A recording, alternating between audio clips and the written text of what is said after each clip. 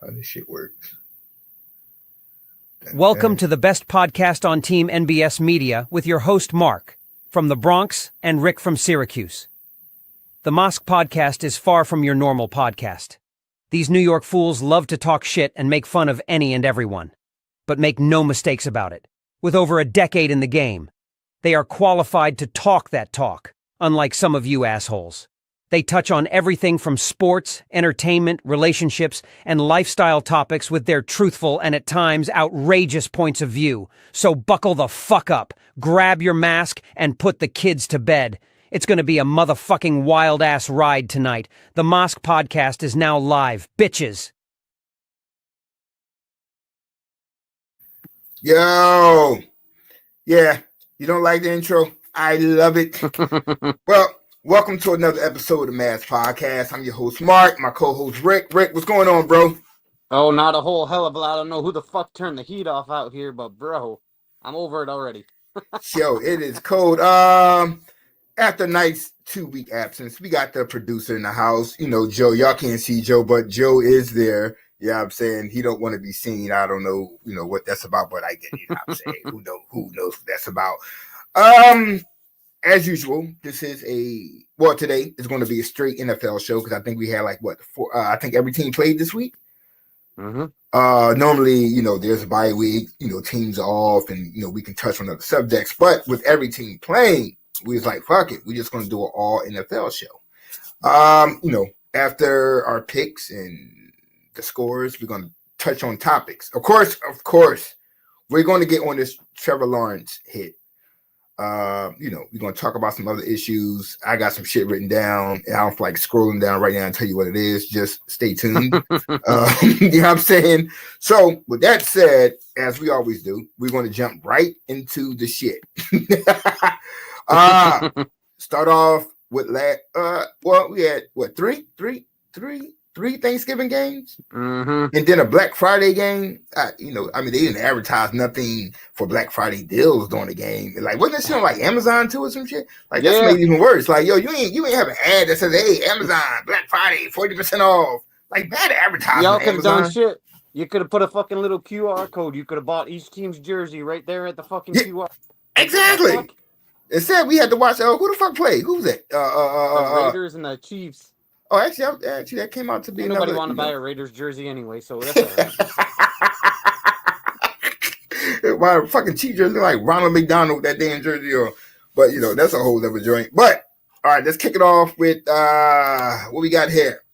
We had the Lions defeat the Bears on Thanksgiving, 23-20. Rick, thoughts on this game? I think the Lions got off pretty safe here. The Bears showed up at least a little bit. But one of the biggest takeaways from the games is, and we could talk about this later going into our predictions, a lot of freaking injuries coming for the Lions side of the defense. We're going to see, we've talked about it all year, that they're one of the most complete teams. We're about to see if that's true. This was, no.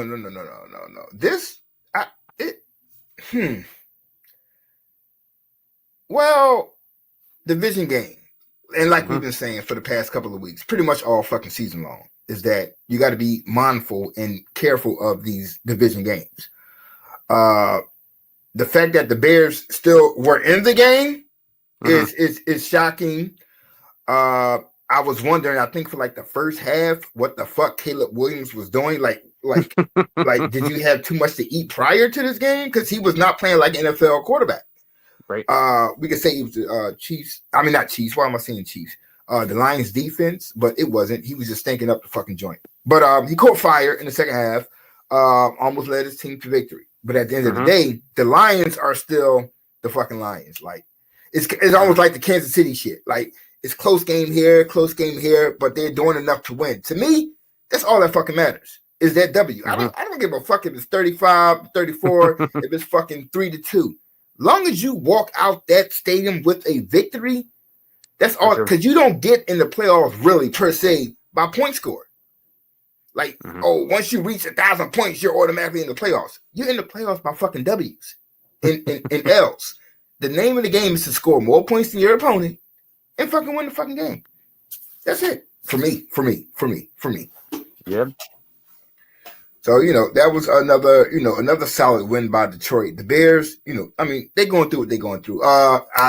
Was it after this game that they fired their coach?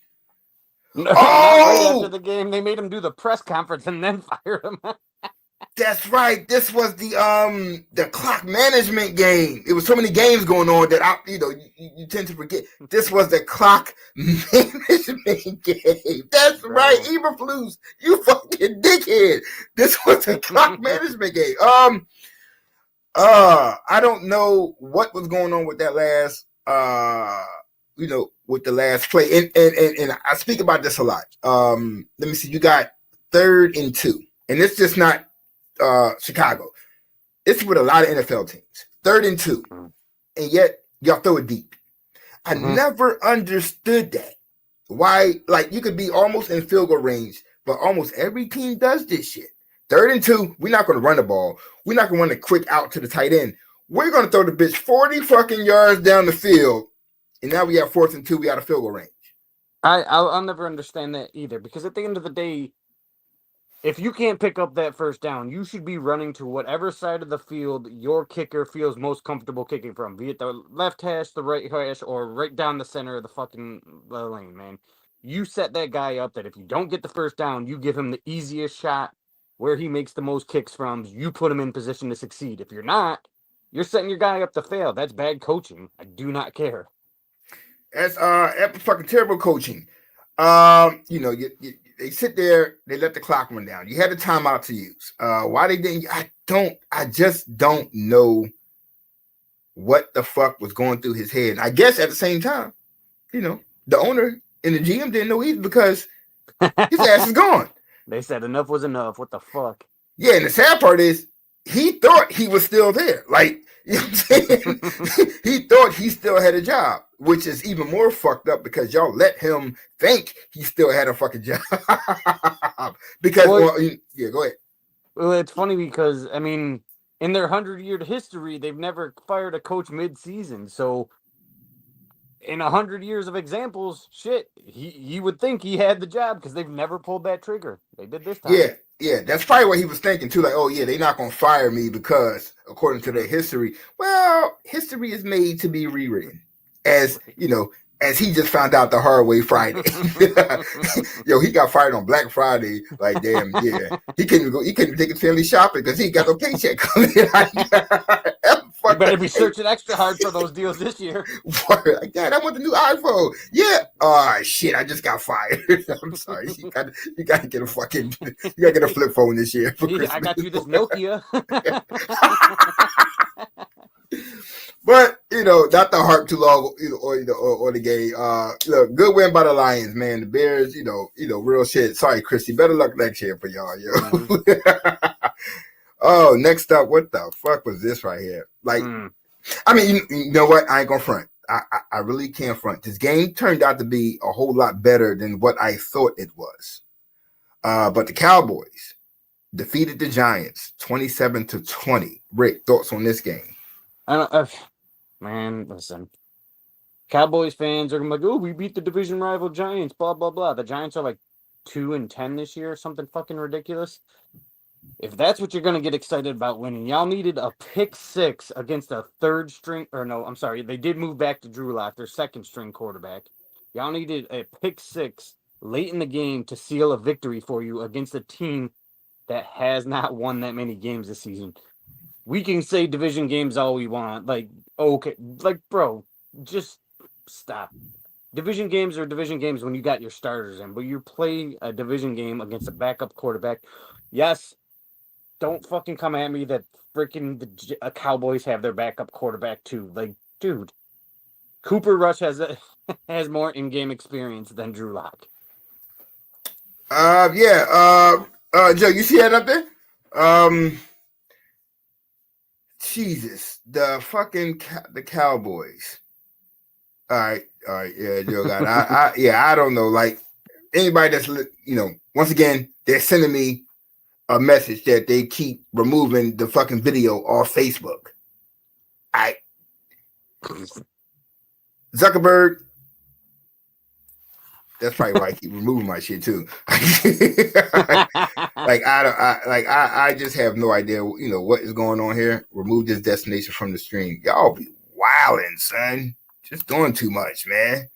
But the Cowboys. I mean, if you're a diehard Cowboy fan or a delusional Cowboy fan, you think you probably still got a shot. I think, what are they, 5-7 or some shit like that?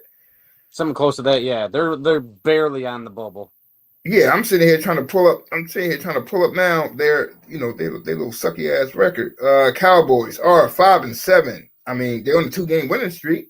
5-7. You're still outside the bubble. You beat the Giants as you were supposed to. Once again, same with Caleb Williams. Drew Lock, he did not play like a NFL quarterback in the first half as well. And the fact that this coach still has a job, and I like Dable, like real shit. I like Dable, but the fact that Eberflus lost his job and Dable still got a job, and these are the two teams that did both of these teams did Hard Knocks, right? I think Chicago did it in this season. Per se, and then New York. We all know what they did. But the fact that Dable still had the job after this game, well, I'm not saying that the Giants should have beat the Cowboys, but the Giants should have beat the Cowboys. I mean, Cooper Rush, I honestly probably would have picked Drew Lock over Cooper Rush. But somehow, I mean, Cooper Rush throwing that ball like Dak Prescott out there. But, ain't nobody gonna talk about that. They just gonna let that one go because, they love some Dak Prescott, which begs the question. And Cowboys offense, can you just plug in any fucking quarterback and they can put up the yardage like Dak is doing? So that's a question. And not even that. Somehow when Dak goes down, they found how to run the fucking ball. I think the running back had over 100 yards rushing, right? I believe so. So now they could run the ball, but they couldn't run the ball with Dak. What was the fucking problem? Now they're running this shit. I don't know. Well, I'll tell you what. It's the same thing I say about I've said about Dak Prescott that I've said about Lamar Jackson. And the problem is those guys go out and because they're so talented, they try to do everything. Let your running back get the fucking rushing yards. Let your fucking receivers catch the ball, throw the ball. Let them get the yards after the freaking catch. Don't try to do too fucking much. Just keep the chain moving, keep the drive alive, score some fucking points. Don't go out there and try to put on a highlight reel every fucking play you go out there. But is that how their offense is built? Dak can throw for like 300 yards a game, but we also watching Cooper do the same thing with the same weapons Dak had, and now here they are, 2-game winning streak. I don't think they had a 2-game winning streak with Dak, but they got the same fucking players. That's something that these Cowboys fans and even Jerry Jones really need to look at, honestly, because normally if you lose a starting quarterback of supposedly Dak's caliber, your season should go down. Their season has gone up. Look, once again, I'm not a fan of that team, but that might not have been money well spent. But who the fuck am I? Ain't my fucking problem. My team leading the division. Y'all worry about that shit. Oh shit! Next game up. I'm sorry, bro. I'm sorry. I didn't do it because I didn't fucking play, so don't blame me. But the Packers defeated the Dolphins 37-17. 30-17. Sorry, Rick. Thoughts on this game? I know you got some. It's getting hard to defend the Miami Dolphins can't play in the cold when the Miami Dolphins can't fucking play in the cold. You could say, oh, last year, this person, that got hurt. They got piled up by injuries, blah, blah, blah, blah, blah. These guys are out there looking like they're fucking sitting outside in their freaking wife beaters and boxers just freezing their ass off. They just don't have that football mentality to go out there and win in the cold. It's fucking brutal. Guess what? It's fucking brutal. That's why you haven't won a playoff game in 24 fucking years. The playoffs are played in the cold. Sorry, fucking figure it out or, stick to college ball, then retire. Damn. That was harsh, but that's your team, so there you go. I mean, all reasons to be harsh. The cold weather, I hear this a lot. That real football is played in the cold weather. As somebody who played football, look, motherfucker, I don't give a fuck who you are. Cold is cold. I ain't got time for the bullshit. It's fucking cold out there. I really honestly just ain't got time for that shit. I'm sorry, Green Bay, they can say like, oh shit, Miami is not used to the cold. First of all, that's bullshit. Tyreek Hill played in fucking Kansas City, so you can't tell me he's not used to the fucking cold. That's fair. Majority of the NFL players have played for other teams. Therefore, they have played in the cold somewhere. So it's just that for Miami, it's just unfortunate because, I mean, they just got beat this week. Plain and simple. We forget how good the Packers defense is. Because you're so busy talking about Jordan Love and the running game that you forget how good this defense is. They found a way to shut down Miami's high-power offense. They found a way to put the clamps on Tyreek Hill, which has been going on pretty much all year. And that's not to say that Tyreek Hill has lost a step, because he has not lost a step. It's just that people watch film and they find ways to stop certain shit. But it is up to the Dolphins to find a way to counter that. They have not done that this year, and I'm not here to knock your squad, but oh no, they deserve it. I mean, at the end of the day, he said no, they deserve it. Tua still threw for freaking 375 yards and 2 or 3 touchdowns. Jonnu Smith still had 113 yards, so guys are contributing. People are getting the stats, but I've said this all year about Miami, and I will continue to say it until they change my mind. Speed isn't the only thing that wins football games. I'm sorry. You need a big body wide receiver. If Tua is as accurate as he is, as accurate as they say he is, they should have a big body receiver that's going to win those 50-50 jump balls that he could put it up, and the receiver's going to come down with it. They don't. They got guys that are my size. Obviously they get a little bit more muscular and, a lot faster. But they got guys that are that speed. They can run around you like crazy. But in the NFL, DBs will catch up to speedy guys. You got to have a big body that's going to come down with the football and on freaking toss-up plays. And not even that. Like, the main part of their offense, well, not the main part, but a major part is they could not run the ball. What they did, 14 rushes for 39 yards. Like, they just could not run the fucking ball. And that run sets up the pass, whether it's a play action or whether it's a go route, whatever it is, that run sets that up, and they could not get in rhythm of that. And honestly, neither could Green Bay, and that's because Miami defense is still a top 10 defense. Once again, we don't talk about that because we're so focused on the offensive side that we forget how good this defense is. But not being able to run the ball did factor in to the final score of this game. Well, you gotta look at it this way: is Miami did little to address their offensive line. I mean, they went from having one of the best run rushing offenses in the league to sticking with their offensive line. Other teams building up their defenses and shutting down their rush lanes. I will never understand. We talked about it during the NBA talk. We talked about it for the NFL earlier in the season, about teams deciding to run it back. I'm like, if other teams are advancing, and getting better, why are you trying to run it back and expecting to be just as good as you were last year?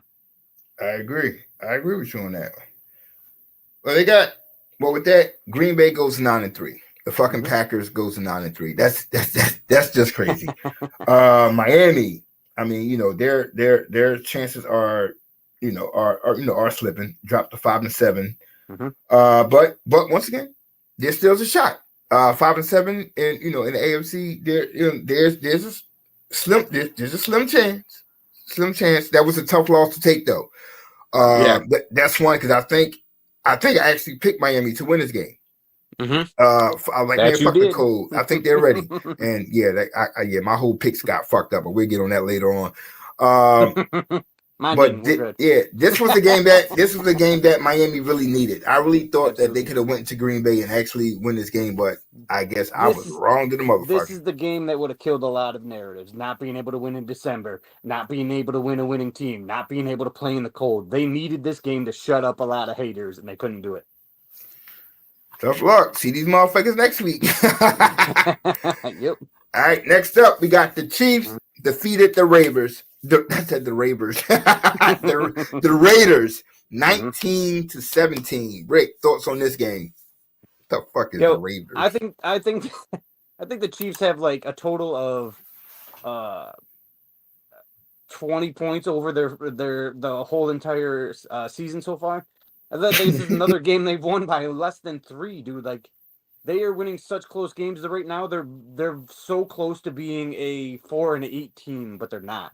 And shout out to the Chiefs for finding ways to win close football games against bad football teams. But yeah, this is a tough one. I'm like, and what's even weirder is like Chiefs fans are confident in their chance to three-peat, and they should be because they're winning. But I'm throwing red flags on that because I don't understand. See, and here lies the issue with me. Mm-hmm. We're all like, hey, we're throwing red flags. We're questioning the Chiefs. But at the end of the day, you look up, these motherfuckers are 11-1. Yep. And by the time you look up again, they're gonna be hoisting another fucking trophy. And we're gonna be sitting here saying, well, it was so many red flags. They're fucking winning. Mm-hmm. Like, I mean, we could sit here and say, oh, they could drop 40 a game, 50 a fucking game, 30 a fucking game, and they're blowing everybody out. But I always say good teams are gonna find ways to good teams are gonna find ways to win games they should lose. Mm-hmm. Mm-hmm. That's what good teams do. That's what they are fucking doing. Even the Patriots doing their dynasty run, they went through some hiccups, but they always came out on fucking top. We're watching the Chiefs be the veteran team that they fucking are. And Mm-hmm. and as we always say, it's not so much them dominating, it's also the other team faltering just because of the pressure. Like Oakland, god damn it. Vegas had that game. I don't know who got paid. I don't know who made the call, but the fact that ball was snapped, like no issues all game long. Last second of the fucking game, all of a sudden the ball just gets snapped while your quarterback not paying attention. Mm-hmm. Look, bro. I don't know what happened with that fucking play. That was some P. Lee. Look. That was some Little Giants type shit. That play. I'm sitting here looking like, okay. If this shit ain't scripted, like I don't know what the fuck. That shit made no sense, yo. Made no fucking sense at all. But the Chiefs did what they were supposed to do. Once again, we talked about a division. All these division games are close as shit. You know what I'm saying? That's how division football should be. But this is the game that the Chiefs should have lost, a game that the Raiders should have won. But once again, when that pressure is on, you get to see who is who. Absolutely. And you know what? At the end of the day, as sick as we are of seeing them, you kind of give them the credit either way. Oh, on another note, I watched this kid in college. I ain't gonna lie. I'm not the biggest tight end dude in the fucking world. Like I don't recall too many people who watch a college game and be like, oh my god, look at this motherfucking tight end. Like he's gonna be like, I don't know anyone who says that. But this kid right here, Bowers, man, get him a quarterback. Oh my god. You know what? I've been shouting this from the freaking mountaintop for years. Tight end is one of the most underappreciated positions in the NFL, in football in general. You've got 2 backup quarterbacks in Oakland. See, now you got me doing it. In Las Vegas. You got 2 backup quarterbacks, and their most important receiver is their tight end right now. This dude is a legit elite tight end. Like you said, you get him a couple of receivers out there, get him a quarterback to take, that can get him the football, get the receivers to take the pressure off him, and this dude's going to be legit. And he's legit right now, but yeah, he's legit. This motherfucker. Tight ends are the most underappreciated position in the fact that they're a big body that can catch the football, and they're always going to keep the chains moving. You don't need them to score 15 touchdowns a year. You just need them to keep the clock moving, keep the chains moving, and get you closer to the end zone. If teams ever figure that out, man, it's going to be, Well, the Chiefs figured it out. The Patriots figured it out. How the hell you think they don't won? They fucking. I mean, is there a dynasty without Gronk? Right. Is there a dynasty without Kelsey? Like, I mean, San Fran. Oh my God. Why am I fucking drawing the blank? with the San Fran tight end. Back in the Jerry Rice days. Mhm. Oh my God, what the fuck? It'll come to me. Jay Novacek with not George Kittle, the guy that played with Roger Craig and Jerry Rice and John Teller and them. Oh wow. Yeah, I don't know why I'm drawing the fucking blank with his name. Because we're old, bro. Yeah, damn good. Brent Jones, that was his name. Brent Jones. God, why I think it's like a race car driver.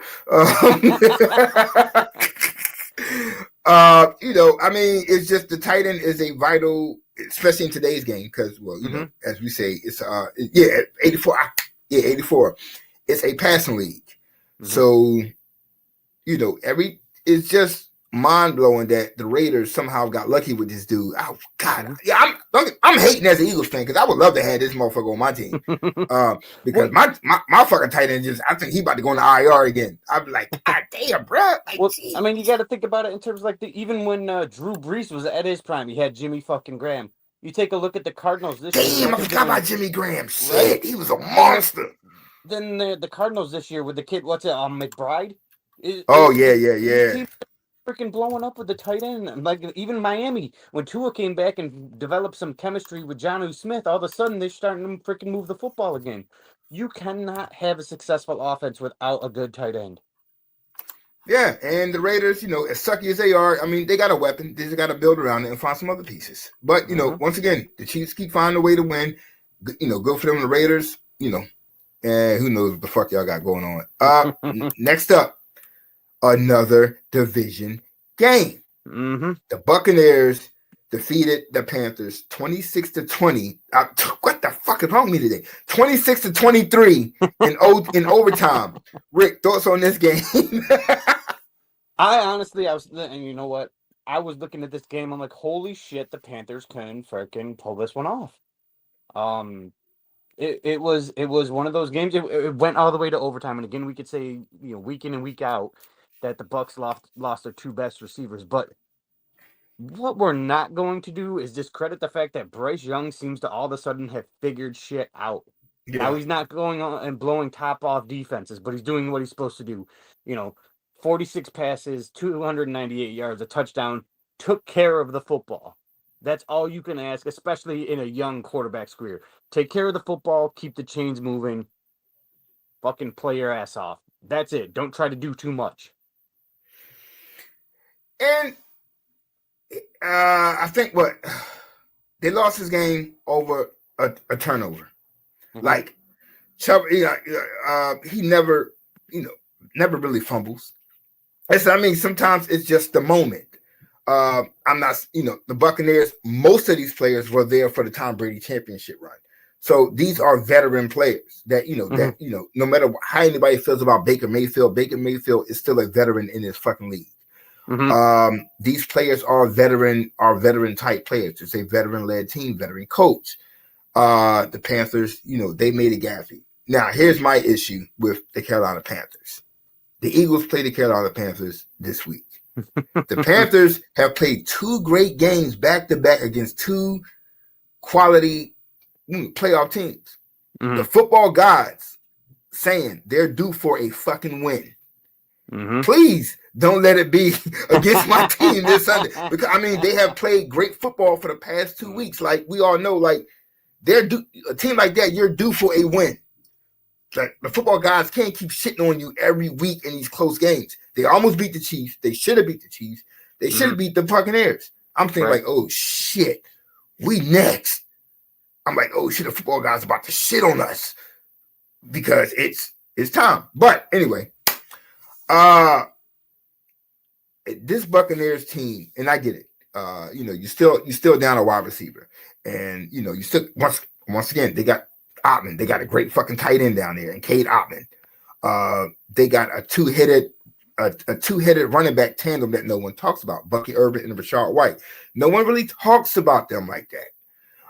But they are a deadly combination, and you still got Mike Evans.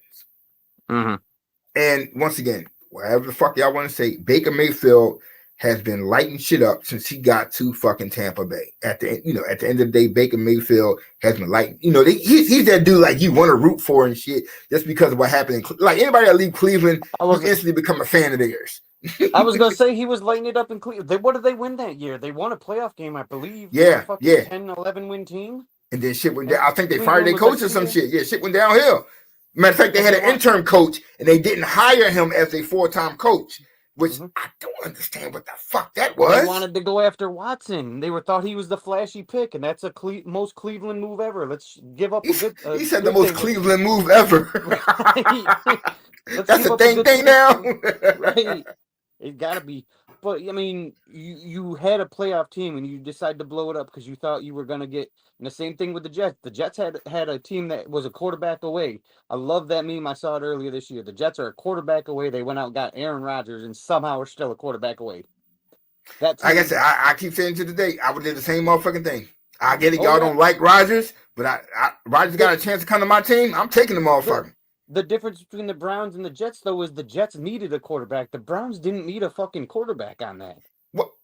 Yeah, I agree. They had a good season that year. They made a bad call, and as we're gonna talk about later on, I think they're about to make another bad call. Well, actually, they really don't have too much of a fucking choice. But I mean, on another note, like, we're talking about. Damn, y'all, I'm sorry, because we're going to get, this is another topic that we're going to talk about. I know all these topics, look, like I said, we got some good topics to talk about after we do the scores. So, let's go to these motherfucking scores. Anyway, good win by the Buccaneers. Panthers, you're building something. It's just not quite there yet. But this was a great win by the Buccaneers. Panthers, don't pull this shit next week against us. Like I said, this game scares me because I think this is the game that the football guys give them their due. They're due for a win. Definitely a trap game. Just go beat the fucking Commanders or some shit. Like, don't come fuck with the Eagles, Speaking of, the Eagles defeated the Ravens 24-19. Rick, thoughts on this game? I saw. I'm not gonna get too much into this game because Marcus preached it all year. The Ravens might not be as good as everyone makes them out to be. No one fucking hears me when I say that shit. No one heard me. But I will say about this game, I saw one of the smoothest fucking tackles I've ever seen in my life, and that was the prototype of how you tackle, especially a big body running back, dude.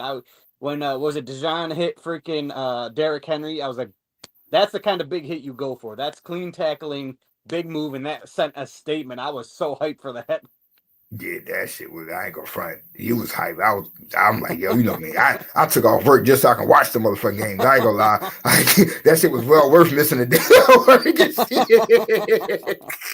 But that's funny because how many people have set up to hit Derrick Henry like that and just got truck sticked? Like, first of all, he's a little tough, DeJohn, because I wouldn't even try no shit like that. I would have tried to trip the motherfuckers. I would have taken a flag. Right. I'd have done the old clicked his two heels together, man. I would have just let him trip over himself. That was too motherfucking much. Even as a fan, like I said, I don't want to spend too much time. You got a whole lot to talk. For me, this and sorry once again, y'all.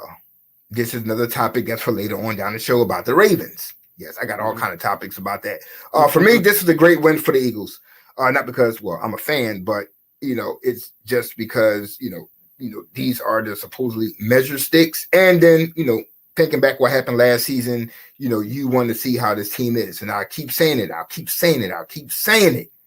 It was the fire Nick Sirianni shit. Fire Nick Sirianni. And my thing, and Rick will tell you, my thing was, what the fuck did he do to you? Y'all mad because he was arguing with Eagles fans? They was jabbing back and forth. Even the Eagles fan who was arguing would say, yo, it wasn't even that fucking serious. But the media and the motherfuckers who don't like Sirianni was like, fuck that, he's not the coach for them. These motherfuckers on an 8-game fucking winning streak, and you listen to Saquon get fucking interviewed, you listen to Brandon Graham, you listen to Jalen Hurts, you listen to all these other fucking players, they always say, that's what we want from our coach. We want our coach to be him. But the outside world is saying, no, Sirianni, don't be you. But his players are saying, nigga, we need you to be you. So, me, I look at people and I'll be like, just shut the fuck up. It's got to be Pennsylvania, man. They don't know how to appreciate coaches. No, bruh, they like this dude is one of the top winningest coaches in in 3 years, whatever that he's been in Philadelphia, and y'all like, hey, get rid of this. It's like the Steelers fans with Mike Tomlin. I'm saying, like, it's just shut the bro. fuck up. Just because they don't do something that you want to do, like, man, please. Once again, not to harp on it, we get on it later. But for me, this was a great win by the Eagles. 10-2. The Ravens, I'm going to talk about them later. I always said it. I don't, everybody was putting them on this pedestal. I'm like, yo, this is not the team that you put on this fucking pedestal. This team is too shaky for me. But no, you don't know what you talk about. You don't know football. Well, the record speaks for its fucking self at the end of the fucking day. That's all the fuck I got to say. Good win by the fucking Eagles. Ravens, eat a dick. Next up. The Colts beat the Patriots 25-24. Rick, thoughts on this game? Thoughts on this game? Drake May, man. Okay, this kid is this dude is not blowing up the stats right now. Okay, but the Patriots don't have that many weapons. They don't have the same defense they used to. This kid is finding a way to come out and play football, and he's actually doing well. This team. The Patriots started off the year looking like one of the worst teams in the NFL. And Drake May has given that little shot in the arm to say, all right, let's go out there and get it. And they haven't figured it out just yet, but he's definitely going to give them a chance to win in the future. He is going to be, I don't know that he'll be something special, but he's going to be good for them. I agree. And real quick, Julio, I'm sorry. I'm seeing your message now. He said the Eagles went to Baltimore and got Lamar Jackson in trouble with his mom. I'm going to talk about that later because I think that was some crazy shit that Lamar said on that press conference that's going to lead to bigger issues for that fucking team going forward. But thank you, Julio. I'm going to keep this up so I'll remember to come back to that. Oh, yeah. All right. This Patriots team, this Drake May. Drake May, Bo Nix. This quarterback class right here, man. We talk about what was the 84? We talk about the 84 draft class with Elway Maria. Dude, this class 10 years from now is going to be talked about in that same regard as this class is okay. This motherfucking Drake May kid get some fucking weapons. Oh yeah. If y'all can find this kid a great receiver, and there's going to be some out here. And it's some in the draft. It's very possible that they can snag Travis Hunter. I still don't know if he's more of a. I really don't know if he's more of a receiver than the. That's not for me to figure the fuck out. But right, there is a receiver in this draft that y'all can get, and y'all got money. Go out and get this kid a receiver. The Colts, Anthony Richardson. I mean. He's like 1 week he's here, the next week he's there. Is he a quarterback? Like, once again, later on in the show, I'm going to talk about his comparison to who he reminds me of. But I need this dude to be a little bit more consistent at the being a quarterback throwing. He has talent around him. Jonathan Taylor, Michael Pittman Jr. Like, my man has talent around him, but somehow he's not reading the field well, or if he's still a little hesitant or scared to actually throw the ball. But in the matchup of young quarterbacks, to me, this is still Richardson's rookie season. I mean, despite him playing last year, I think he played 4 games last year.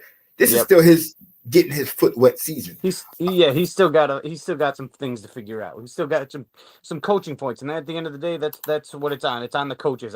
We put all the pressure on these kids to go out and perform, but like the NFL has a problem developing young quarterbacks. Granted. Team NBA said what Anthony Richardson and Bryce Young have learned from being benched. For a fact, I can say Bryce Young. Richardson, I'm still kind of iffy on that one because he had that one good game. I think it was against the Jets. Yet he's still doing dumb shit. He's winning. I mean, well, not winning, but he's playing with talent right now. He still has not learned the game yet.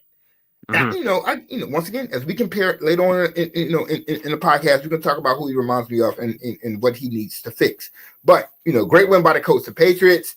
I'm not really counting y'all to win games right now. I just love seeing this kid Drake May. I ain't gonna fucking lie. Like I'm amazed by this kid, man. Well, I mean, that's even if I don't want to call it a tank for at the end of the season, but like you should be at the last remaining games. What have we got? Like 4 or 5 games left. They should really go out there and see what they have in Drake May. Let him make mistakes. Let him fucking air it out. Let him find his rhythm. Who cares if you lose the game? You're pretty much done from the playoffs. Go out and see what this kid really. Let him have fun. Let him buy in. Let his teammates buy into him, and then go into next year. Find out what you got. Build around him because he's got talent. I agree on that one. All right. Next up, we had one of the best games of the week right here. The Steelers beat the Bengals. Division game, 44-38. Rick, quick thoughts on this game. You have to feel for Bengals fans right about now. Yeah, hell yeah. At the end of the day, I mean, I don't because I'm an AFC guy, but so that's fucked up. But at the end of the day, I'm hoping they lose because I need my Dolphins to get into the fucking playoffs. But ain't happening. Yeah, probably. I'm talking big shit. At the end of the day, the Bengals played the same type of strong game against the Ravens twice this year, and like I think in divisional games, they've lost by less than 6 each game, and they've always in all of them those 3 games that they play. I'm pretty sure it's just 3, and then in those games they played scored more than 35 points. The offense is doing what they should do. The defense, just you can tell me at any point in the season you thought the Steelers were going to put up 44 points? Facts. It's just being a Bengals fan is tough right now because this was a game they could have and should have won. Watching it, this was an awesome game. I'm all about the Russell Wilson comeback tour. As I wrote in the article, I think he's a comeback player of the year, even though he did play. That's just because what he's doing right now is not what the fuck he was doing in Denver. Well, you know what? Some people, I defended him, but some people definitely owe that man an apology. Yeah. And, we say that every fucking week. We got people on our own team, ES team that owe this motherfucking apology and a coach. But, it's a whole nother topic for another fucking day. Whole fucking city of Denver owes him an apology. Word. Another thing, real quick. Chase Young, I watched the game. I think it was like the first or second play of the game, or the Bengals possession. It was their first possession, and I think he overthrew Jamar Chase. And I bet, I'm a better. I had Jamar Chase for 90 yards. I said, watch this motherfucking drop pass come back and haunt me. Chase finished the game with 86 fucking yards. Lost me my fucking parlay. When he dropped that first pass, I said, oh shit, watch this shit come back and bite me in the fucking ass. 4 fucking yards. Now, everybody can talk, almost the last play when they got down there, it was like a 50-yard fucking catch and run. That's when I was like, oh shit. I'm like, oh shit. But he went down at like the 3. I said, even if you catch the ball in the end zone, it's only 3 yards. It's still 89, so I still lose the fucking parlay. But, that's how I just felt. Anyway, look, great win by the fucking Steelers. They played great on all facets of the game. Bengals, the effort is there. It's just, you're just not good this year. I'm sorry. You got a great quarterback. You got a great wide receiver. Your defense sucks hot ass, but it's just not your fucking year. Sometimes it happens, and this is just your year where it's just not going. The ball's not bouncing your way. Nothing's going right for Cincinnati. Sorry. No, I can't agree more. Tough loss. Next up, we got the Chargers. Damn, Falcons. Chargers 17, Falcons 13. Rick, thoughts on this game? God damn it, Atlanta. Dude. Kirk Cousins, man. Yeah. Kirk Cousins. Yeah. You have a hard time not rooting for Kirk Cousins, but then he goes out and does something like this, and you're like, man, fuck you, Kirk Cousins. Damn. And let's be honest, that's been his problem his entire career. He looks fantastic the first 7 or 8 weeks of the season. And into that 9-10 week, I don't know if it's fatigue. I don't know if he's just mentally taking himself out of games by overthinking shit. But usually by week 10, 11, 12, he starts doing Kirk Cousins like shit. And he's done it out. He's done it in Washington. He's done it in Minnesota. He's doing it in Atlanta. Not Kirk Cousins type shit. Nah, I mean, he had a fucking terrible fucking game. Mm-hmm. I mean, the team that I thought I was going to see in the beginning of the year, I'm just not seeing right now. I don't know what's going on, but this is a Kirk Cousins, like I said, Kirk Cousins type shit. But also, we can't discredit who the fucking Chargers are at the same fucking time. Right. I mean, their defense is still, top ranked. Their offense, I don't know how the fuck they win the games. I ain't gonna fucking lie to you. Once again, it's fucking rookie. It's fucking rookie receiver that they got. Like, where the fuck are y'all finding these? Like, what the fuck? Like, go ahead. It's not even like Herbert's out here lighting the game up, dude. He didn't even throw for 150 yards. Yeah, that's another thing I bet on these motherfuckers, man. He threw 147 yards, and 117 yards went to one guy. The rest of the team had like 32. But the defense still won the game for them. For the Chargers, look, that was a great win. Fighting for playoff position. You're in the same division as the fucking Chiefs. That was a great win. Falcons, somehow you're losing, but you're still in it. If that makes fucking sense. I wouldn't say you're in one of the worst divisions in the NFL, but it's not one of the best. But yet you're 6-6 or 6-7, and you're still right there for the playoffs. All you gotta do is win the fucking division. Win the division, you're in the fucking playoffs. You can finish the fucking year 8-9 and still make the fucking playoffs. You're not gonna go far, but at least you make the fucking playoffs. If they could start losing, and the Colts could start losing, and the fucking Broncos could start losing, I'd be a happy dude. You still got this faint idea that this fucking pipe dream that your Dolphins are going to make the fucking bro. They not making the fucking playoffs. Rick. I know, bro. I know. All right, let's go into this other shitty team over here. The Seahawks defeated the Jets 26-21. Rick, thoughts on this game? I saw a meme earlier this week because that's where I get all my news. Apparently, no, I was watching it and it said Aaron Rodgers is 75-0 going into this game when being up by 14 in a home game. At the end of this game, he was 75-1. Now, that's what they say. History's about freaking records are meant to be broken, man. And at the end of the day, you could have won this game. You should have won this game. But that's kind of been the Jets' season all season long. Shoulda, coulda, woulda. Yeah. Personally, it seems like the Jets have given up. It's like they're ready to move on, both from this season and from Aaron Rodgers. But that's not my call. That's the team's call. You know me. I look at the glass half full empty type shit. That whole fucking team's fucked up. I can't sit here and put that shit on one player, but I'll let everybody else do that because they dislike for that player. The wide receivers just don't want to get open. Running back, fucking front, like it's just too many fucking mistakes. But once again, everybody will look at the Aaron Rodgers interceptions. They're not looking at the fumbles, the mishap. They're going to focus on that one player. That whole team is fucked. The coaching staff is fucked up. But yeah, the whole team seems like they're giving up. Yeah, but of course, everybody, it's Aaron Rodgers' fault. No, it ain't. Catch fucking ball. Hold on to the ball as a running back. Like that whole team is just failing each other. I don't know what's going on in that fucking locker room. Like I said, they just gave the fuck up. Maybe they just tuned the coach out, but somehow something is missing there. They fired the wrong dude.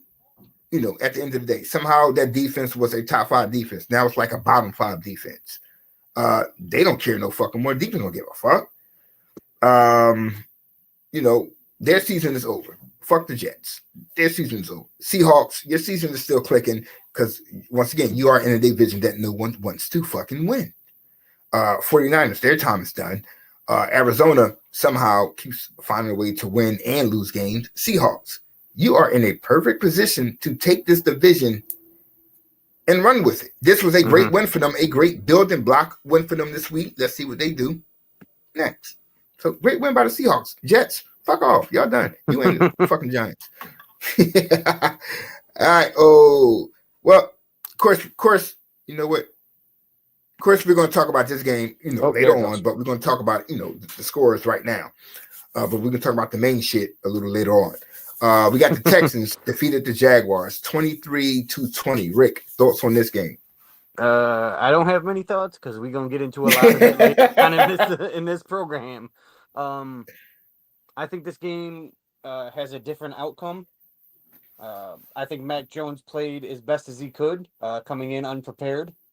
Mac Jones is another guy that's kind of been underappreciated in the NFL, and I'm not saying he's going to be a special freaking quarterback in his future, but he's got a little bit of talent and could develop a little bit better, and maybe one day he'll end up being like the Sam Darnold of the Minnesota Vikings, for another team. So maybe, but at the end of the day, this game was a tough game, tough to watch game by the end. Yeah, I feel you on that one. Well, we all know what everybody want to talk about when it comes to this game. Look, this was a game that the Texans needed. Jaguars, they didn't need this game because their season has pretty much been over. But the Texans needed this game because somehow they got to right their ship. They came out smoking at the beginning of the year and have been falling flat on their face. So this was a much needed game. And as we always say, this was a division game as well. 23-20 against this, stink ass Jacksonville team, and yet Texans still almost lost this motherfucking game even after losing their quarterback. So that lets you know all you need to know about Houston right now at this particular point in the season. But still, good win by them. Keeps them in the playoff hunt. Still a little tricky right there. I didn't see Steve in the room, so we can talk about the Vikings. Vikings defeated the Cardinals 23-22. Rick, thoughts on this game? Well, at the end of the day, the Cardinals are a tough team and people don't want to give them their respect, and that's fine. But, I think Minnesota walked away with a good, clean victory. Getting a win in conference is always good for you.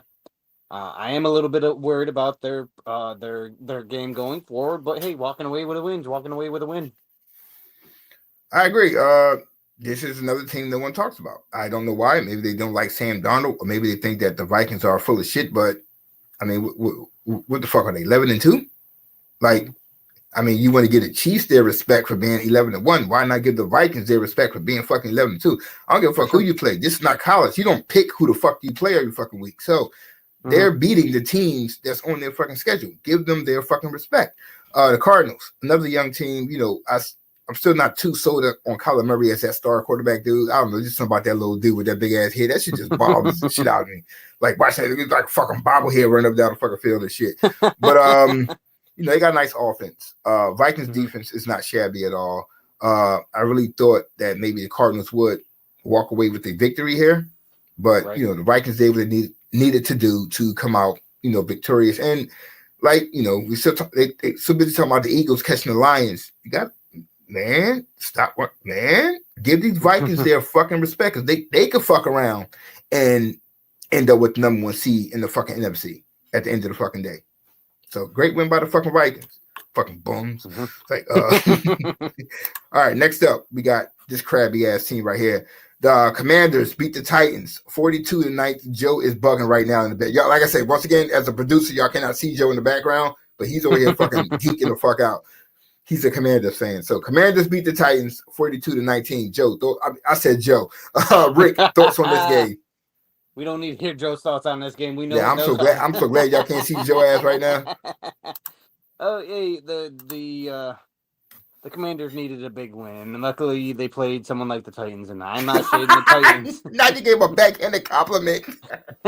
I'm not shading the Titans, but let's be honest, they needed the team that needed a win got a victory in this game. They won a 3-game losing streak. Tennessee still has a lot to figure out, and they're not as strong as a team as the Commanders are. And I didn't think I'd be saying that halfway through the season, but it's tough, and it'll continue to be tough for the Titans. But hey, man, you fired a good coach to this is what you get. I don't know what to tell you. That's how you get booted off the show, Rick. As Rick touched on, this was a much needed win for the Commanders coming off the losses that they had. Still trying to stay in the playoff hunt. The Titans. You know, I mean, you got no choice right now but to hitch your wagon to Will Levis. You got you got no choice. Tony Pollard, not bad, but the Commanders' ground game was outstanding. What they did, 267 yards rushing Sunday, 267 and 3 fucking touchdowns, and that's with only Daniels doing 34 yards. Brian Robinson, 103. Chris Rodriguez Jr. I have no idea where the fuck he came from. 94 yards rushing. McLaurin somehow found his stride. But Zach Ertz, that's the only reason why I would probably ever root for anything they got to do with the Commanders, because you got Zach, and Eagles fan, we all know what Zach Ertz means to me. That's that motherfucking dude right there. I hate that he signed with y'all. I really do. You know what? I really hate that he signed with y'all. But at the end of the day, good win by the Commanders. Keep y'all in that race. I think the division shit is over for y'all. We still got another game, but at the end of the day, y'all just not good enough. But y'all still can make the playoffs though. You know what I'm saying? So, right. Good win by the Commanders. Next up, we got the Rams beat the Saints 21-14. Rick, thoughts on this game? There's another game that another team that needed the win won. The Rams, think they're on the outside looking in, but they're still not completely out of their division. The whole division's a big freaking sandwich towards the top spot. Nobody has kind of ran away with it. The Saints are in kind of free fall mode as they have been all season.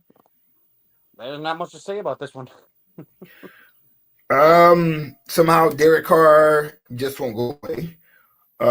Matthew Stafford is still out here doing, Matthew Stafford things and shit.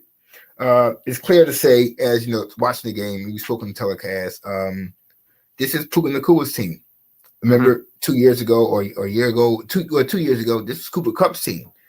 Cooper Kupp, at one time was on the trade block. So this is Puka Nakua's team. Kyron Williams, he's a fucking beast. 15 carries, $104 yards. But the Saints, their season, I really can't say this season's over either. I think they're only 2 games out of fucking winning their division. Like this was a must-win game for them, but it was also a must-win game for the Rams. Because there is still a shot for them to win that fucking division. So Rams came out victorious on a much needed win. This was a hurtful loss for the Saints, but a good win by the Rams. Next up, we got snow globe game. The Bills defeated the 49ers 35-10. Rick, thoughts on this game? This is a proof that you can get home field advantage from the weather. Where the hell did you go? My mic is jacking up in my ear. Sounds like I'm swimming underwater, so I had to fix that real quick. Rigo, we got some Avatar shit going on. Yeah. If anyone says that home field, because of the weather, home field advantage isn't a thing, then Buffalo just proved them wrong. And now, granted, the 49ers are kind of struggling right now. They lost Christian McCaffrey, the whole nine. At the end of the day, playing in that freaking dude, I watch videos of their fans knee deep in snow getting to their seats. Like, bro, that could not be me. But it's one of those things where San Fran is not freaking snow weather, man. Like, that's common sense. I didn't think they were gonna walk away with a victory here. And I guess at that point we could blame the weather, or we just blame the fact that the team fucking sucks. They're just not good enough. The Bills are a Super Bowl contender. Right. They play as a fucking team, not as individuals. The 49ers are big-headed. They've been big-headed for the past 2 to 3 years and haven't won shit. Granted, you've been to the Super Bowl. That's cool. You haven't won shit. I'm sorry. I know Joe was like a half 49ers fan. He kind of liked that team. They ain't shit. I'm sorry. They just ain't shit. Injuries. And we're going to talk about the Christian McCaffrey shit, a little bit later as well. But shout out to one motherfuckers, yo. There's a reason Carolina got rid of that motherfucking. But good win by the Bills, man. Keeps them, once again near the top of the AFC standings. As they make a run as they make their Super Bowl run. And last game, I was trying to fly through these motherfuckers a whole lot to talk about.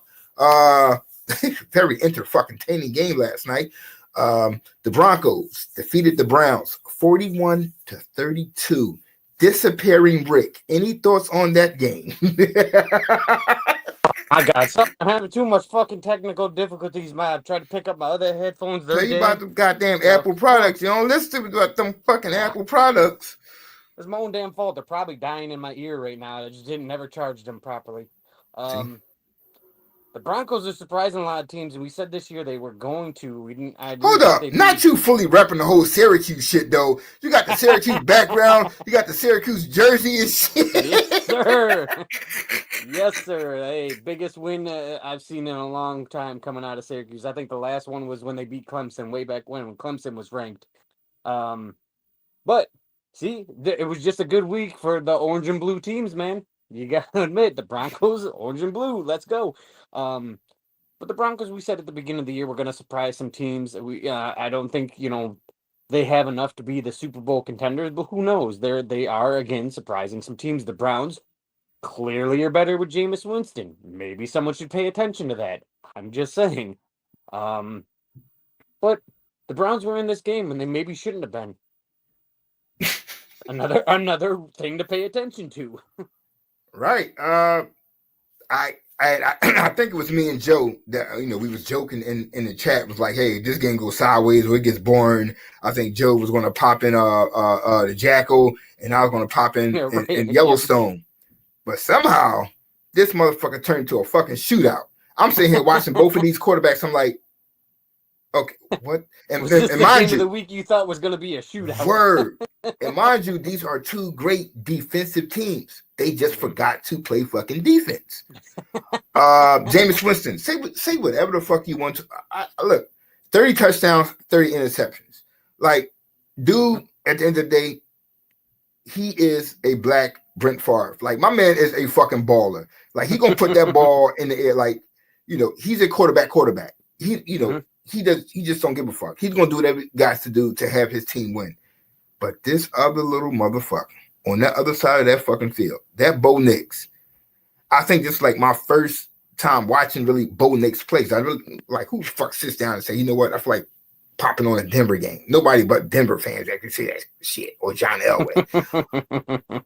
This shit right here was entertaining. Bo Nix is this dude is a fucking player. But once again, not to go too deep into it, time goes. At the end of the day, sorry, y'all, keep cutting it because we got a lot to talk about. The Broncos. This was a great win. Broncos are going to the playoffs.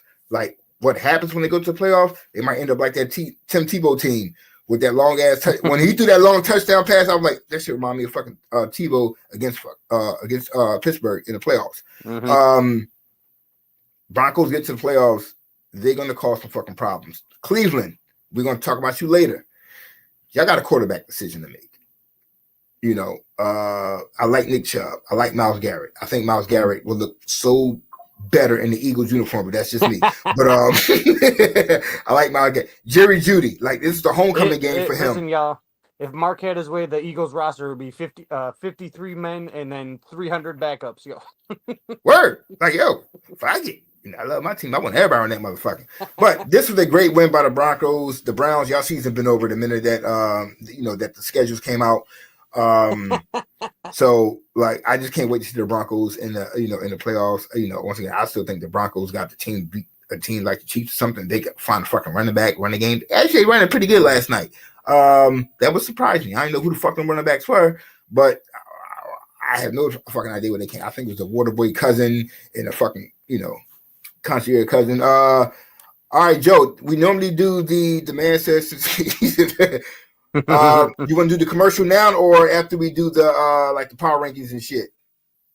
All right, we just keep rolling. All right, like I said, we just wanted to run through the scores real quick because I'm pretty sure everybody want to talk about that Trevor Lawrence shit. That crazy shit that went on, and I kind of do want to talk about that too. But now, as we normally do, we do our picks. Now, this is some bullshit. This is some straight bullshit. Like, real shit. Yeah. All right, this is what we ended up with. And I ain't gonna front. I took a lot of risks this week, and so did Rick. All right, I'm at 128 wins, 68 losses. Rick is at 132 wins and 64 losses. I think the motherfucker cheating. I keep trying to tell y'all he doing that old Back to the Future shit where he grabbed the sports almanac and he find out who wins. But no, this was a crazy week though. This was a really crazy week. But yeah, he's still up 4 games on me. I gotta find a way to come back. So once again, he sent the picks, and I think I'm going to erase all his shit and and put my all own of a sudden, picks. every in. single one of my picks is gonna say Dolphins. I'll be like, what the fuck? I'm going everything that I pick. I'm going to make him do the opposite. I got to catch up, but no, he's only 4 games up though. So I still got a shot right here.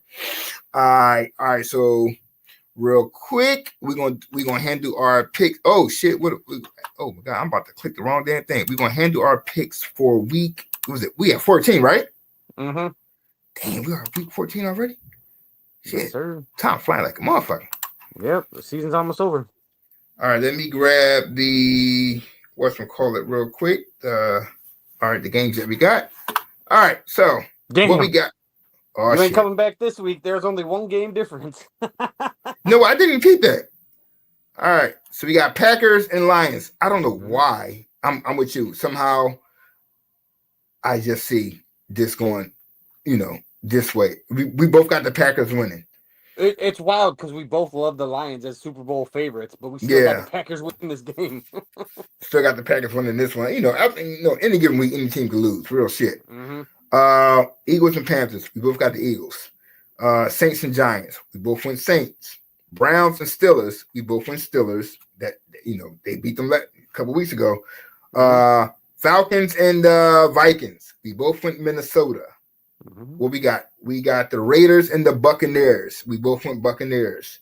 Titans and Jaguars. We both went Titans. Jets and Dolphins. We both went Dolphins.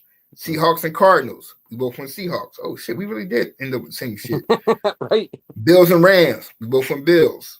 Damn, bro. Bears and 49ers. We both went Bears. Well, goddamn. Chiefs and Chargers. We both That's went. where the mix-up no. is. Oh, I went Chiefs. You went Chargers. I think you might be right with that one. And to end it, Bengals and Cowboys. We both went with the Bengals. Okay, we pretty much got this fucking identical shit. So I'm not making up no ground this week. That's some bullshit right there, bro.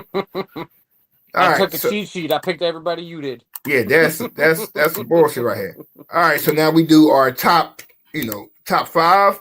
Where's Rick top 5 at right now? Let's bust out Rick joint. All right, Rick, break down your top. I still got week 12 up there. My bad, y'all. I mean week 13. Sorry, but Rick, break down your top 5.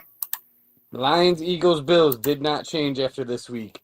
I think the Vikings jump back into my top 4. I think the Steelers are my top 5 just by how well they handled the Bengals. It feels like the Steelers play to the level of their competition, but they're still winning football games. Mike Tomlin has not had in 18 seasons a losing football season. I think the Packers are right there. Can't cut them out. I think the Chiefs are right there. I had to cut them out. This was a tough pick for me. I said it to Mark early in the season, man.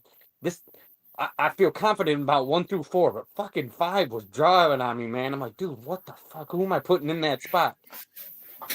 And but as y'all see, Rick still does not have the fucking Chiefs up there. That's what I said. I don't know. As I say week in and week out, I don't feel that I gotta change my mind eventually because they're still winning football games. But I'm like, bro, I don't feel that they're better than the teams that are up there. But the other part still is winning football games. The Vikings are top 5 teams over the Chiefs. No way. Joe, you know what? Normally, I would say this is some bullshit. But then, they are 11-1. You're talking about teams that are 10-2. Like, you're talking about teams that are still right there, neck and neck. It is a tough call to make. So I do kind of got to respect Rick's decision on that. And realistically, the Vikings have a fucking solid defense, man. Yeah, that was I go front as the weeks went on, and we got some teams that's separating themselves, but from the rest from every other team, but they're not separating themselves from the top teams. It's like they all just clustered right there, and it is hard to pick the top 5 out of that shit because you may like a certain team for certain reasons and not like another team for different reasons. And the thing is I tried to make these picks not just strictly off wins and losses because, like you said, they're all like 10-11 win teams right now. And you'd go back and look at the games from the Chiefs, and yes, they are finding ways to win football games, but they're not that far off from being a 4-8 football team right now. So it's tough. It's tough to put them in that top 5 when other teams are playing better than them. They're putting a better product out on the field, not just in terms of wins. I get, you know what? I give you that. You got every right to not have Kansas City in there. Long as you give a good reason. It's like I ain't putting them up there because I don't like them motherfuckers. 11-1. But they have been playing close games lately, and while these other teams, and they playing close games against losing teams. We're talking about the Raiders, the fucking Panthers. Like these been games against weaker teams. While these other teams, the year before they were blowing them out. Yeah, now these other teams are beating playoff caliber teams. So, I get where you're coming from with that. I really do get where you're coming from with that. So I can't really talk too much shit about that. We still got to get you on the ranking roundtable though. So you haven't been on yet. So not yet. We'll get there. Yeah. You got to come on. You got to come on and drop your top 10 for them. All right. Next up, we got my picks right here. Yes, I got the Chiefs up there. No shit, no doubt about that. My number 1 team is Detroit. I'm still gonna say I think they are still the most complete team in the NFL despite all the injuries, but we'll see how that lasts because they got fucked up at Thanksgiving as well. Buffalo. I did not see this coming. I'm looking at their team like, where the fuck is their weakness? Like, and I think it was not last night, whenever they played Sunday. Or was it Sunday night, right? You're still out Keon Coleman, you're still out Dalton Kincaid, and yet you still drop like 35 fucking points. That shit's amazing. And once again, they could say, who the fuck did they play? Who the fuck did they play? San Fran? Yeah. Well, San Fran played in the snow. Yeah, well, so did Buffalo. It just wasn't snowing on San Fran's side of the fucking field. They played in the same fucking, they played in the same fucking field that San Fran played on. And these are young kids who probably never played in snow before in college. So once again, that whole cold shit, it really doesn't factor in because they're not used to that shit. It's their first year playing in the cold. So it don't matter who's used to it or not. You just play the fucking game. I got my Eagles at number 3. I still don't think they're better than Buffalo or Detroit. And I ain't gonna lie, just because that's my squad, I'm keeping funky. I like what they're doing, but nah, they're not there yet. The Chiefs at number 4 because despite almost losing against Oakland, God damn it, against Vegas and Carolina, almost only counts on horseshoes. This is not this is not fucking horseshoes. This is not Yellowstone that we're talking about. Screw you, Joe. I see you shaking your head. They still coming out victorious, 11-1. I can't shit on them. Minnesota. I wanted to do like the Minnesota / Steelers. It wouldn't have been fair. But like I said, with that top 5, you could put 6 teams there easily. And it was just except for Rick with the damn Kansas City Chiefs and shit. But but I think Minnesota got a good thing going, even with Sam Darnold regressing somewhat later on in the season. But once again, he's still doing enough to win. Same thing you see about Patrick Mahomes and any other fucking quarterback. Jalen Hurts only throwing 18 fucking, like, you can say so much about some of these other quarterbacks, but they're doing enough for their team to win. You ain't got to do with 500 yards. This ain't Drew Brees. Like, just win the fucking game. So that's my top 5: Minnesota, Kansas City, Philly, Buffalo, and Detroit. All right. Well, I'll tell you what, I gotta jump in. I'm gonna jump in here. And I'm gonna give them credit. I do think your Eagles are better than the Bills right now. The Bills have been playing pretty consistent as of late. The Eagles of the past few weeks have been seeming to get better and better each week, and I think they're on the rise. And I easily could put them at 2. Yeah, I really want to say that as an Eagles fan because they came off like homerish and shit. So I'm glad that you said it for me. Thank you, brother. I don't know why the fuck you keep disappearing. What's going on over there, bro? Like you shooting a movie or some shit? Like on Scream 7? Like what the fuck going on? You know what I'm saying? Oh my.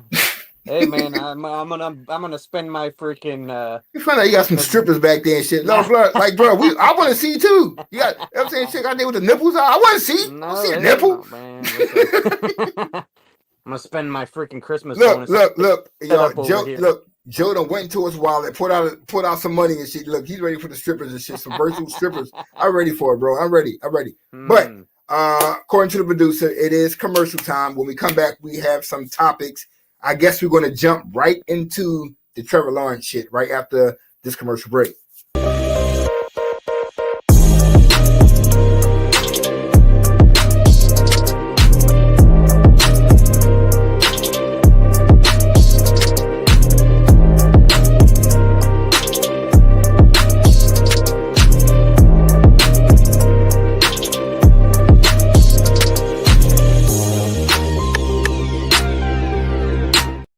watching Team NBS Media. We are a digital media brand covering sports, entertainment, and lifestyle, with team members all across the country. Through our written content, podcasts, and video content, we bring you fresh and professional content. Interested in joining the team? Shoot us an email or DM. Make sure to like, share, and subscribe. Yo, welcome back, people. All right, scores are over. The picks are over. Top 5 is over. Now we're going to jump into some topics. If your feelings hurt, I don't know what to tell you. Because, I feel some type of way. I didn't even ask Rick how he feels about the Trevor Lawrence hit because I kind of wanted to save it for the show. So I didn't ask him on, man, we talk every fucking day, fucking all day. So I purposely did not say, yo, what you think about the fucking hit? Because everybody has their own opinion about it. So for those who don't pretty much know, we all know Trevor got laid the fuck out. I don't know how else to call it, but here it is. No sound, just watch.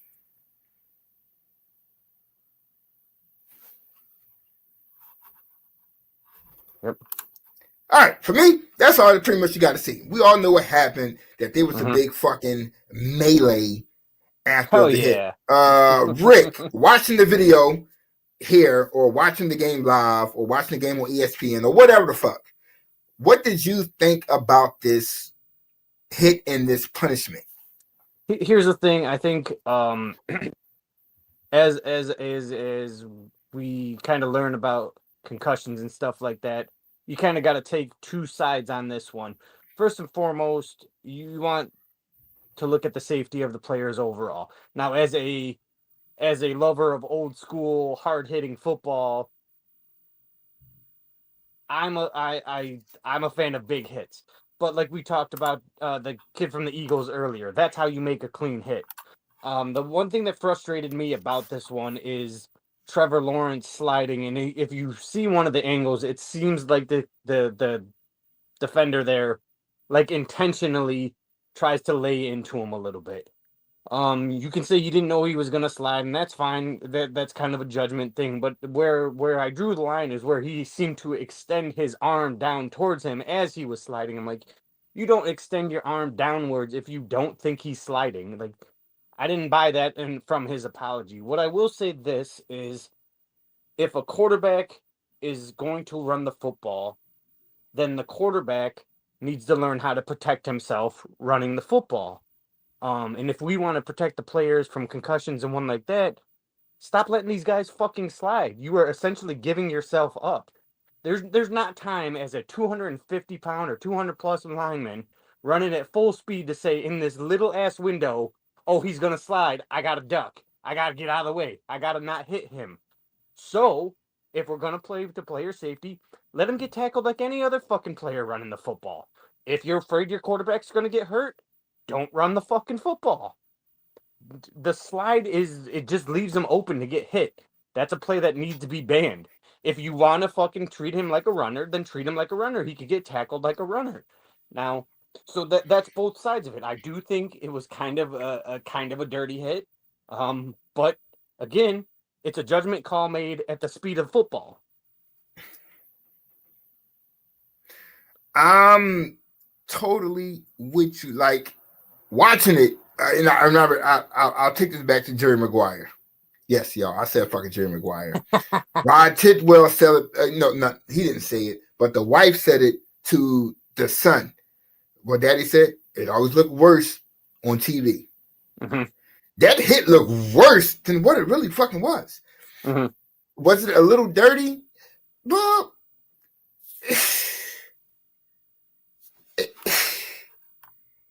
it's hard to tell because when ESPN first reported, they said, "Oh my God, it was a helmet to helmet hit." No, it wasn't.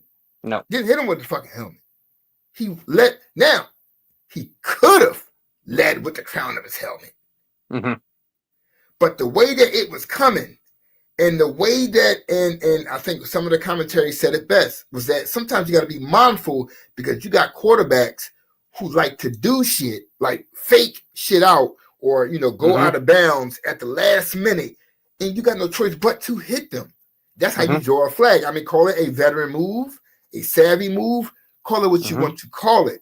But the way Trevor Lawrence was running, he was going for that first down. The defender was coming 100 miles per hour, and so was fucking Lawrence. They was what do they say when two trains collide? They were colliding. My man slid at the last possible moment. That's what made it more fucked up than what it was. If he would have slid 2 or 3 yards prior and dude would have did that, I would say kick this motherfucker out the league. Right. But Lawrence slid while dude was damn near in mid-flight.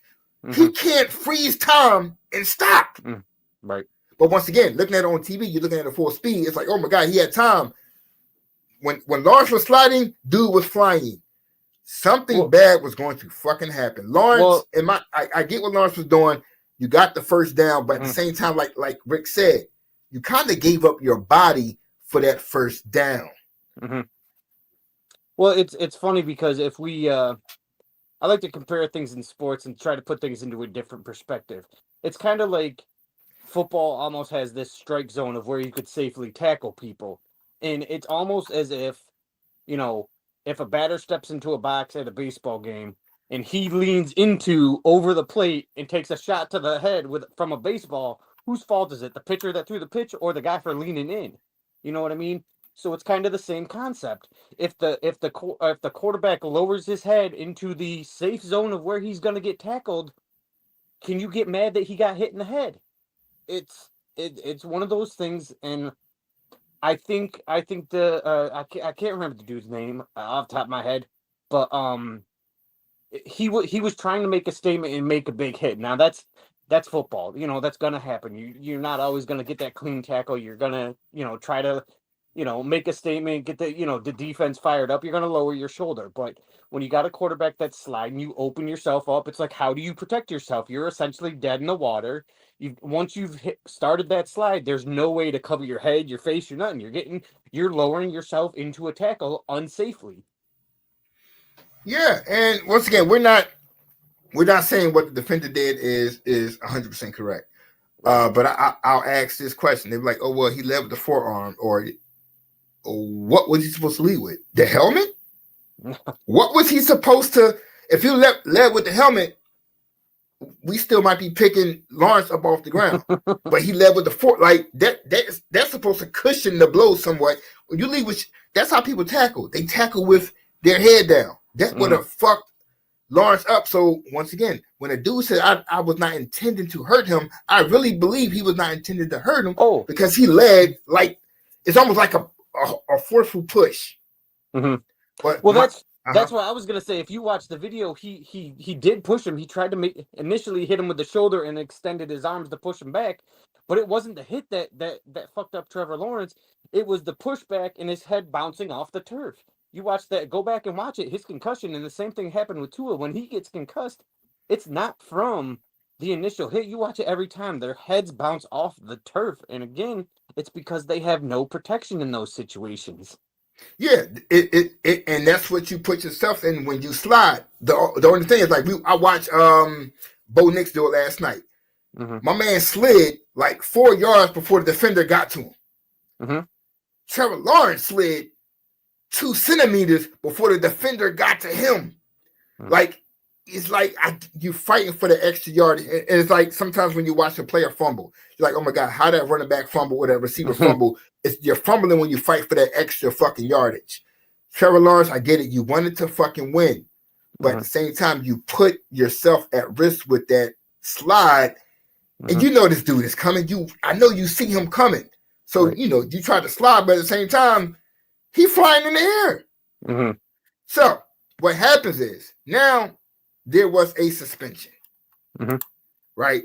And I want to read all of this shit, but coming from Runyon, he decided to suspend this dude. Now, this is the part where I was like, oh, this is some bullshit.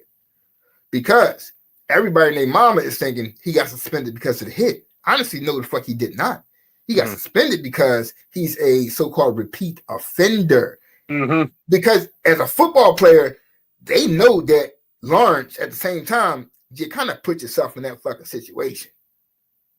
So they, you know, as the statement clearly says after the referee announced that you were disqualified for the hit and your unsportsmanlike act, you removed your helmet and re-engaged with your opponent while walking across the field. So they are essentially, reprimanding him for what happened after the hit. Y'all got into a fight. And you really can't blame him for getting to a fight because Evan Ingram came over and started that fight. Evan Ingram came and got on top of him. At that point, what is the linebacker supposed to do? Just lay there like, oh, please beat me up, y'all. Oh, that's the part where I'm sitting here reading the statement. I'm like, the statement is some fucking bullshit. Now, it says your lack of sportsmanship and respect for the game of football and all those who play, coach, and enjoy watching it is troubling. But once again, he did not start the fucking fight. They brought the fight to him. So you're blaming him for something. Yes, the hit. Okay, cool. But now you're blaming him for starting the melee. He did not start the fucking melee. The Jacksonville player came to defend their quarterback, and the other team players came to defend their player. So if anybody started the melee, it was Evan fucking Ingram who started the fucking melee. Yeah. As I can play the motherfucking video again, and you can see where the fucking melee fucking started at. You're going to keep. Let's watch this shit again.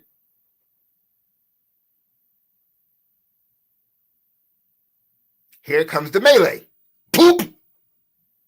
Oh, yeah, but he started that, right? He started that. Yeah, that's all on him. Cool. I get it. It's all his motherfucking fault. So, but that's the way that Jon Runyan wanted to make the statement that he started all of this ruckus on the field. I mean, cool. He hit Lawrence, and then he laid on the ground, and then Ingram and them came over and jumped on his motherfucking back, and then his teammates came to defend their fucking teammate. But you're putting it on him. That's why it was only 3 games, because at the end of the day, the hit was not as brutal as everybody's making it out to be. Otherwise, his ass would not have played another down in the NFL this fucking season. That's when I know that the hit was not as bad as everyone's making it out to fucking be. It was just what ensued after. Well, here's the thing. If it was such an unsportsmanlike conduct, and these dudes are gonna start the brawling, did anybody else get suspended from that? Nope. Because they were just as involved. Nope. Exactly. Nope. That's what pisses me off. Like, yes, protect your quarterback. You should stand up for your quarterback. I've always been a firm believer in that old school football mentality. Protect your guys. But if you're going to protect your guys, you should face the same punishment as the next guy. Now, this was my next fucking question. Because once again, there's more topics to talk about. This is my next question. If you want to play around in big boy games like that, why not find the fucking quarterback for playing around in big boy games like that? Because you kind of welcome the shit to come. So if y'all want to play around and do a late slide, why not find the quarterback so maybe they won't do that shit no fucking more? Maybe it's on the rules committee to come up with a play.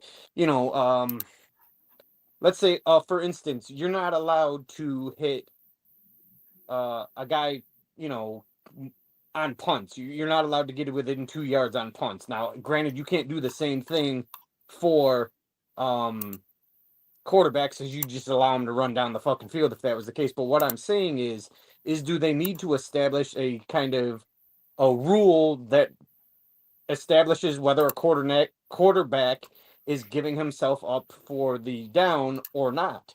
Is there, does he have to slide within a certain foot of the defender? You know what I mean? That's on the rules committee to come up with it. And if they don't abide by it, then they need to, I do think they need to be fined, but you can't be this judgmental call because it happens every week.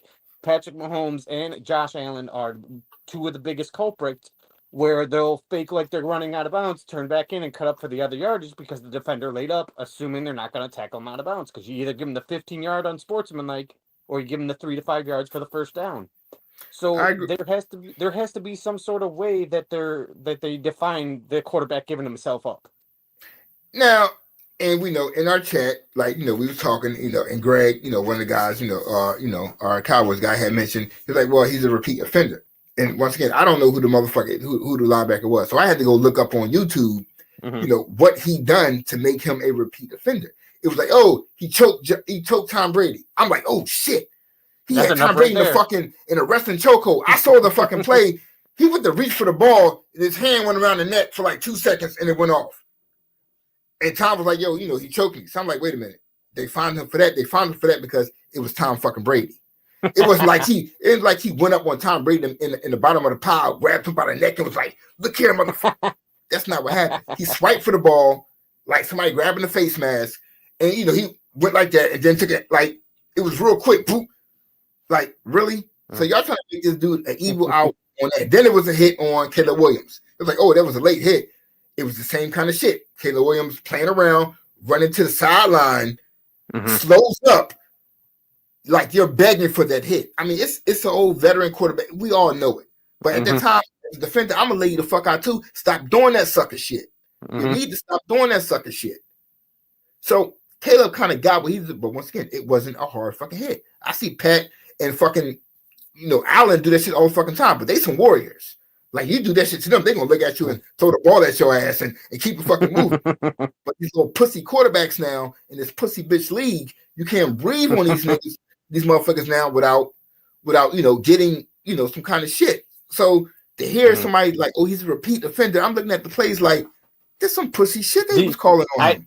I saw this one. It was a montage of all these things that you're talking about, and the only one that I thought that was that bad is like the one dude had his helmet off, and he clearly took a swing at him. He threw a hook at one of the guys on the sideline. Yeah, fact.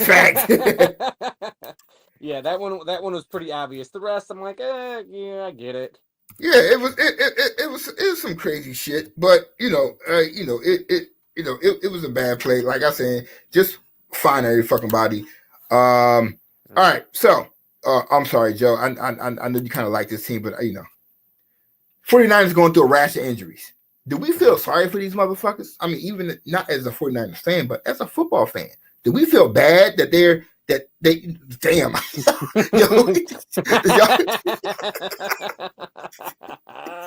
Rick said no. I had no sympathy for these motherfuckers at all. Shit, my team's struggling, your team's struggling, we all in this boat together. I don't give a shit. Yeah, like but, and, as Joe just said, no, that's where the game goes. Right. And it's on you. That's why you have a roster of 53 and not 22. You need more than just your starters.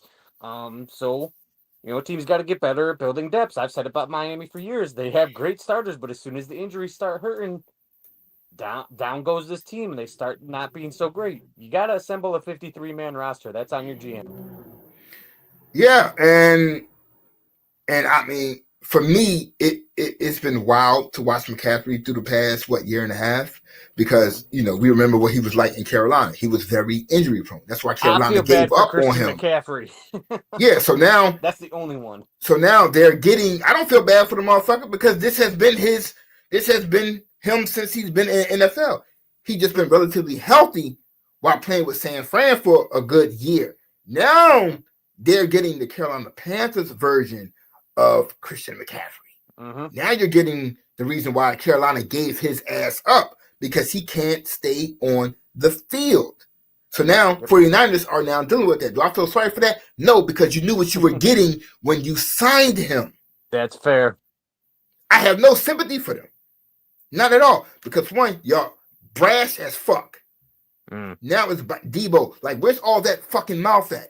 Like, all that, blah, blah, blah, blah, blah. Oh, we had this, blah, blah. Shut the fuck up. Your team is no, we don't feel bad for you.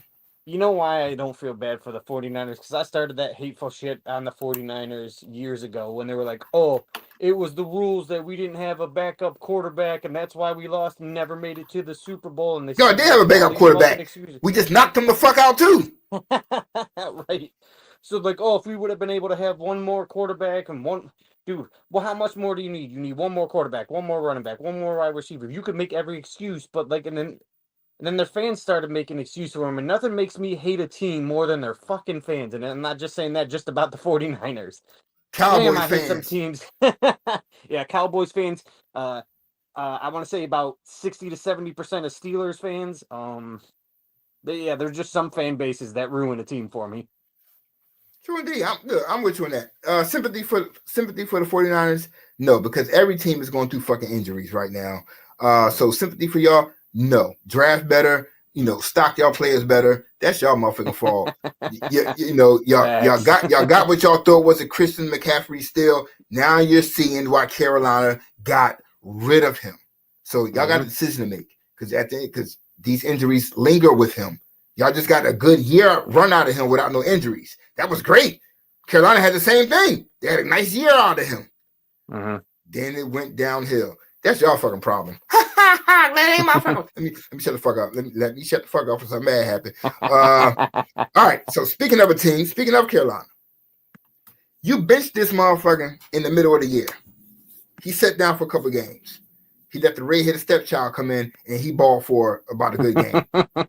Now he's back. Now he's playing like the number one pick. But somehow he's kind of still on that trade talk. Rick, do you keep him or do you look for something better in the draft or free agency this offseason? I'm talking about Bryce Young. I think Bryce Young deserves a shot. But I will say this with an asterisk. As a GM, you bring in a second or third rounder who you can develop just the same to let him know it's not his job to keep. You do not hand him this job and say it's yours. Go out there and play. You get someone that's going to push him to be better, that's going to be his competition, and let him know that he has to continue to play at this level or he's out of a job. I don't think they need to get rid of him. I think he deserves. He's shown in the back half of the season he deserves to a second chance with the Panthers. And if they don't keep him, I'm sure there's another team that'll swoop him up real quick. Hell yeah! But I think you bring in competition, but you let this kid ball. I'm with you. You got to have a veteran guy. Maybe go pick up Joe Flacco. Like you got to have a veteran guy. But my thing is, I don't say draft another guy. Because you really don't want him to deal with that competition. Like somebody like that, like you got to give him his confidence that, this is your fucking team. Once he started fucking up this year, they took that confidence away from him. The fact that he's playing like he's playing shows how mentally mature he is. Because that's some wild shit. Like, we don't want you, motherfucker. We about to trade you. And now, just it wasn't even. Yeah. That's what it was. It wasn't even the benching. It was the trade talk. Yeah, it was like, we just get rid of you. And now he's doing this shit with rookie wide receivers, a young running back, a young offensive line. Like, let this team grow together. Like, I'm looking at his receivers. I'm like, where the fuck did you come from? How much do you have to put that on the coaches then by not giving the players real young time? Weapons, or someone would pick them up? Jets, Browns. Nobody want to go. Right. Nobody want to go to the fucking Jets. And nobody want to go to the Browns or Raiders either, but that's a different story. Yeah, that's a different story. But at this point, why are the coaches not under fire for not letting, if they have two rookie receivers, why are the coaches not under fire for not letting that chemistry develop throughout the season the way they should have? Why did they immediately take him out when it was all on him? Because it shouldn't be just the quarterback that shares that blame. I think the coaches have to be in the line of fire for, like, bro, you got these rookie players. You didn't coach them up well enough. You didn't develop them well enough. Why weren't these guys ready to go earlier in the season? Now they're starting to come together. Yeah. I'm like, build a team. Get him some weapons. You run it back, you're kind of solid there. Get him some go find a Brock Bowers somewhere. Right. A Trey McBride somewhere in the fucking get him a reliable receiver or a tight end and just build from there. Like, this dude has been he's been balling. Just get him someone that gets him the extra, either gets an extra 2 to 3 yards after the catch, or a big body tight end that's going to get him 3 to 5 yards and keep the chains moving. Yeah. To me, I think just stick with him. But once again, this is Carolina. Who knows? This could be like Cleveland Browns 2.0. Like, who knows what the fuck they're going to do? Right. At the end of the fucking day. But me, keep him. If you don't, trust me, you're going to regret this shit when he goes to another fucking team and lights it the fuck up, yo. Because he has the potential to do it. If y'all don't want to do it, trust me, teams are always saying, like, yo, I wish they would release this motherfucker. Like, somebody do it. Some GM is like, I think Carolina's stupid enough to do this dumb shit, yo. And they waiting. So go. You know what, Bryce Young? I hope you got a home in in Carolina. Moving forward, and I want to. No, matter of fact, I don't even need to get the rest of the records right here. This is a Joe question. Well, no, of course y'all can't see Joe, but is there any chance that the Commanders may miss the motherfucking playoffs? Oh, I'm asking Rick a question like he really see what I got put up there. This is why I say this. Oh shit! Hold on. Let me move this out the way. Mm-hmm. All right, this is their remaining schedule. Right now, they're sitting at 8-5. Their remaining schedule is against the Saints, who can get streaky at any given moment. Mm-hmm. They're not a complete pushover. You got the fucking Eagles. Oh, I put 9-2. My bad. I meant 10-2. Sorry, y'all. I'm kind of old. You got Atlanta, who can also get streaky. And you got the Cowboys for some fucking reason. They really kind of think they're a good fucking team. But yet, Cowboys, they showing they can put up points, and their defense get rolling. They can sack the quarterback. Washington, y'all path to the playoffs is not etched in stone as some fans like to fucking think. So, Joe, you can shake your head. Do you think your Commanders are going to miss the playoffs? Mm-hmm. We should finish 10-7 and get bounced by wild card weekend. Great building block. You know what, Joe? I heard you say this plenty of times. I know you can't come in on the show and defend yourself. I don't want to hear that great building block shit. Y'all 8-5 right now. Y'all want to be in the hunt for the playoffs. We don't want to sit here and say at least we made the playoffs. The goal is to win. So what y'all might as well do is just win your games and say, you know what? We don't want to make the playoffs because this is a great building block season. We don't want to play for the Super Bowl because we're just happy winning the games because we're great building block. No, I'm not going for that shit. These teams play to win a Super Bowl. Rick, what do you think? I think just like fucking with Joe because it's so much fun. I don't think the Commanders missed the playoffs, and I don't even think it's the strength of the remaining schedule because right now they've got 8 wins. But there are 2 divisions right now that are going to send the division leader, and that's it. Now the NFC North, they're probably sending 3 of their 4 teams. The NFC East probably send the Eagles and the Commanders. But if you go down, and I'm looking at it now, and you take the Falcons or the Buccaneers and the Saints, whoever wins that division with 8 or 9 wins is going to be the lone playoff team from that. Same thing with the NFC West. You got the Seahawks, Cardinals, Rams, and 49ers, who are all still in a playoff hunt, or who are all still somehow in that division. But those divisions are only going to send 1 team. So I think if the Commanders win even 1 or 2 of their last games, they're in a wild card spot. Just because there's nobody, unless they go on a complete losing streak and these other teams go on a winning streak, which I think they're mostly divisional games from here on out, so I don't see that happening. There's a chance they could miss the playoffs. I wouldn't bet on it. I see them. There's a good chance they can make it, but there's also a good chance that, the Saints. I can see them getting past the Saints. The Eagles, they're not beating the Eagles. Sorry, the Falcons. I think the Falcons can get us some trouble if Kirk Cousins is on his shit, and Kirk might want to lay egg on y'all just because it's history there. The Cowboys are the team that I would worry about if I was y'all.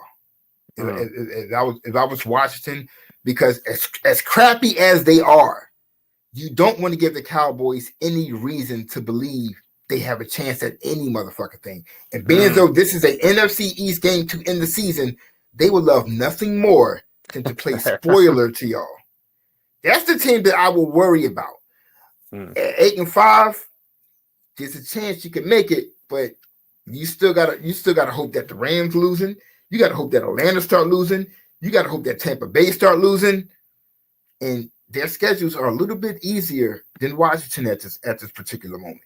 So this is going to be a great stretch heading down. And you got to think, one of these teams or 2 of these teams or 3 are about to make a game up because Washington is now on a bye week. Y'all have not had a bye week yet. This is your bye week now. So some of these teams that are sitting at 7 wins or 6 wins, they're about to get a game up on y'all because you got to also they already had their bye. You You got to take a look at it from the other end of that coin. Like, is this the rest they needed as they've been on that slide in the past few weeks? Does this give them the rest they need to get healthy, to get back to 100%?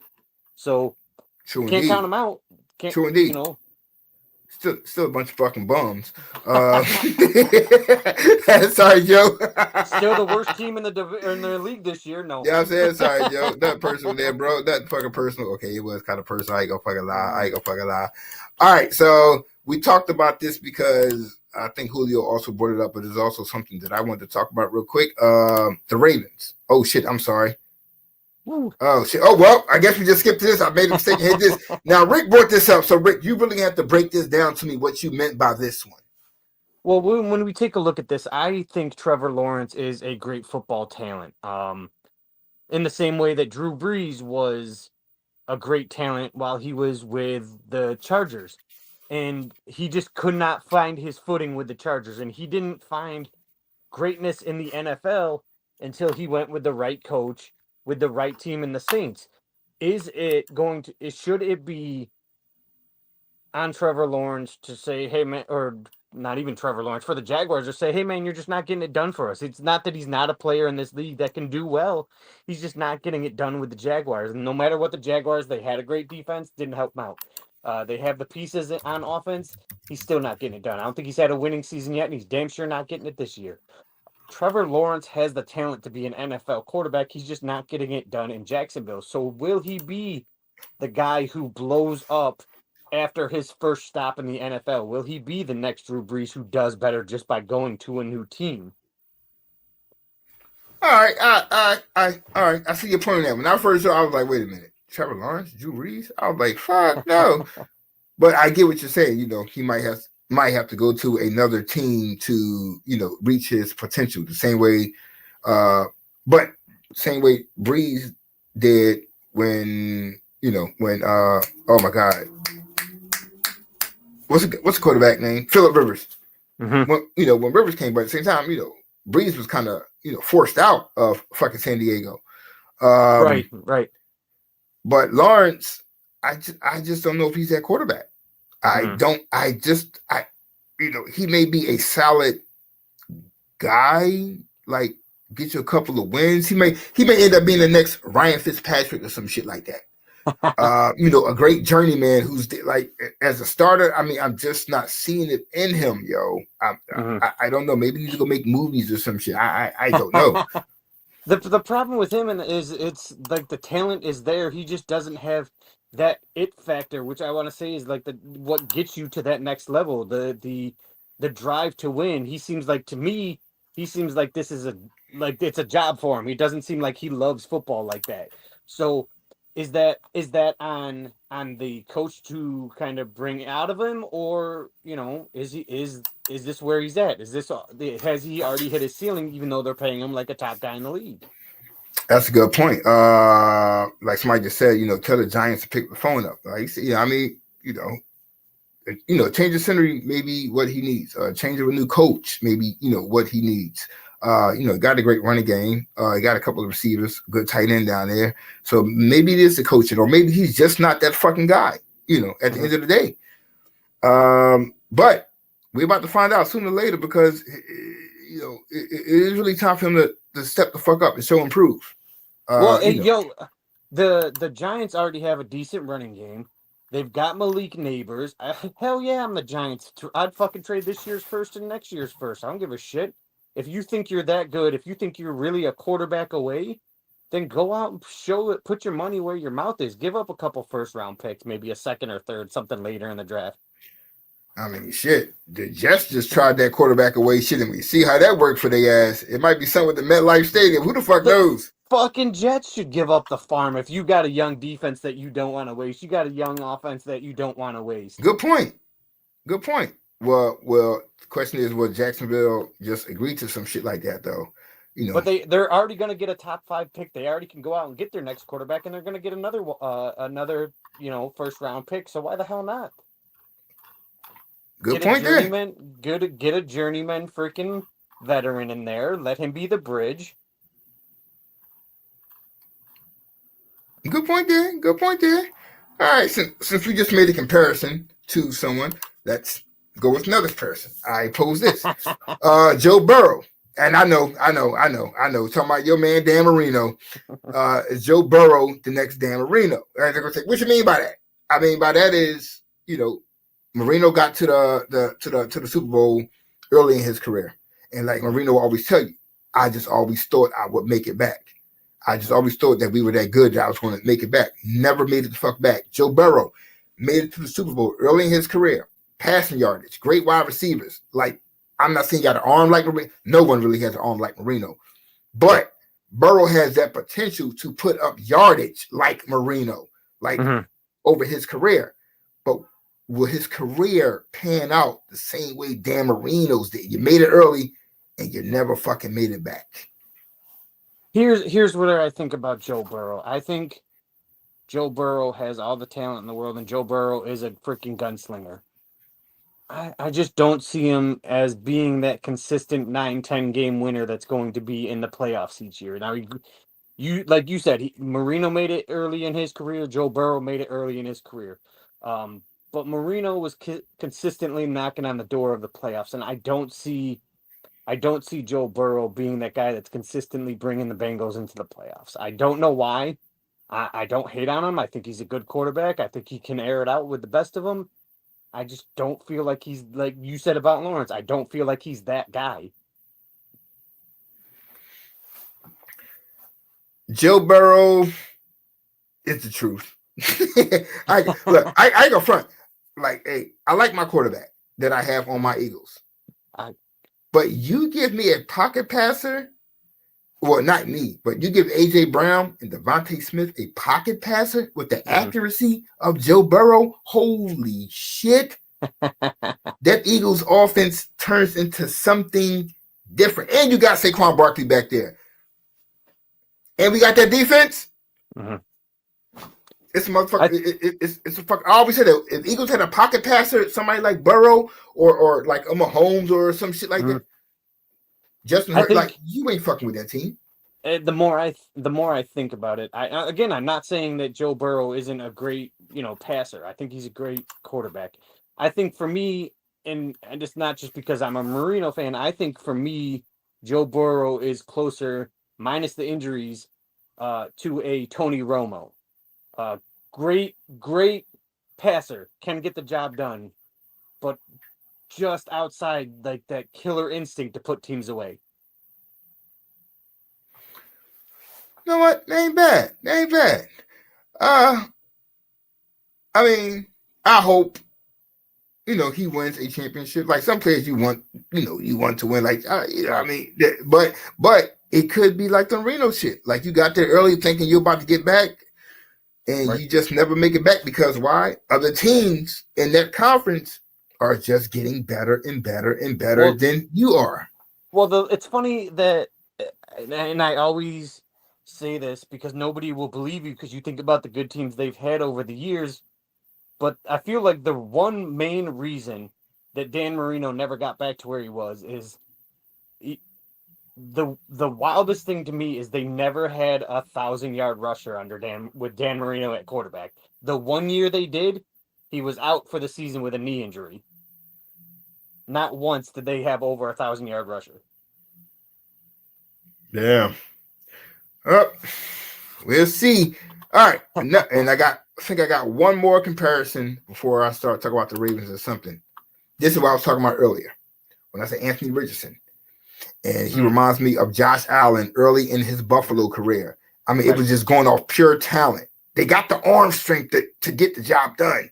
But we're talking pre-Stephon Diggs, Josh Allen, not Stephon Diggs, because that pre-Stephon Diggs Allen, he was like, should we bench this motherfucker? Like, because I mean, people forget that it was a point where they was like, yo, what do we do with this quarterback because he's a fuck up. So when everybody get on Stephon Diggs literally did save his Josh Allen's career. But it was so much trying to make a play off pure talent that he didn't learn how to be a quarterback until Diggs came along. So when I'm watching Richardson play, I'm like, damn, he reminds me so much of Allen early on, where it's like they giving up their body for everything. It ain't worrying about throwing for 300 yards. Like you throw for 100 yards and you win the game. That is awesome. It was just like Josh Allen early on. Someone somehow has to get into Anthony Richardson's head and say, dude, I'm going to teach you how to be a fucking quarterback besides a big. And we all know, we all say about Allen every week. Allen is more than a quarterback. What we call him, he's a football player. Anthony Richardson is a football player. Now somebody got to teach this motherfucker how to be a fucking NFL quarterback. That's fair. And you know what? And I still, to this day, people were giving me crap about when their whole draft class was drafted. I will stand on it, and I will still stand firm by this. I said that Josh Allen is the most NFL-ready quarterback to come out of that draft class. Now, that draft class had a good set of quarterbacks, and everybody really thought I was freaking, crazy at that point. And I stand by it. He just needed the right talent around him. And like you said, he needed to grow into an NFL quarterback and not just a college, playmaker. And I said it early this season about Anthony Richardson. I'm like, Anthony Richardson. And you gave me grief about it. You remember that? And I said it about him. Like, the kid's got talent. There's something there. So yeah, I think the comparison is fair. I do think he needs a few more players around him, that he needs to sit down and say, hey, the reason Josh Allen had success is, one, Stephon Diggs, but he also had Brian Dable saying to him, hey, kid, if it's not there, don't force the pass, tuck the ball, and get positive yardage. That's when his career also started to turn around, when Josh Allen decided to run the ball, get those extra 3 to 5 yards, and make the play the next play. I think somebody needs to sit down and show Richardson that. You don't always need to make every single pass. You don't have to have 100% completion percentage. Just get positive yards, keep the chains moving, make the play the next play. I agree with you on that. I agree. We'll see. He just reminds me so much of fucking Josh Allen. Watching him play, I was saying, like, God damn, he reminds me of Allen pre Stephon Diggs. Now Allen is a fucking quarterback now. What did he say? He's quarterbacky. This right here. Oh, hold on. You did have a question. I forgot right here. Let's go to this one right here. Should every team have a dome? It's funny because I'm looking at it, and after the Buffalo game, and I hear the Browns, I think, are trying to have a dome stadium this year. I think a few other teams there, and I look at it, and I'm like, these are teams that the weather kind of gives them home field advantage. Our team's losing out on that home field advantage by switching to a dome. If you think about it logically, the teams that are in the playoffs every year are the ones that can play in those cold weathers too. I always laugh. I say teams need a tight end, and you need to play in cold weather. It's kind of funny. Think of it. Kansas City plays in the cold weather. Pittsburgh's in the playoff every year. Philly's, close to the playoffs every year. That cold weather teams up north are typically the teams that are in the playoffs, and because teams don't want to go there in the cold weather, like you said earlier, and take that freaking big stick in a freaking 20-degree game. But you go into a climate-controlled dome, it's a level playing field now. All of a sudden, it's a different story. I don't know. I kind of like the idea of having the open stadium. Let the weather be part of the game.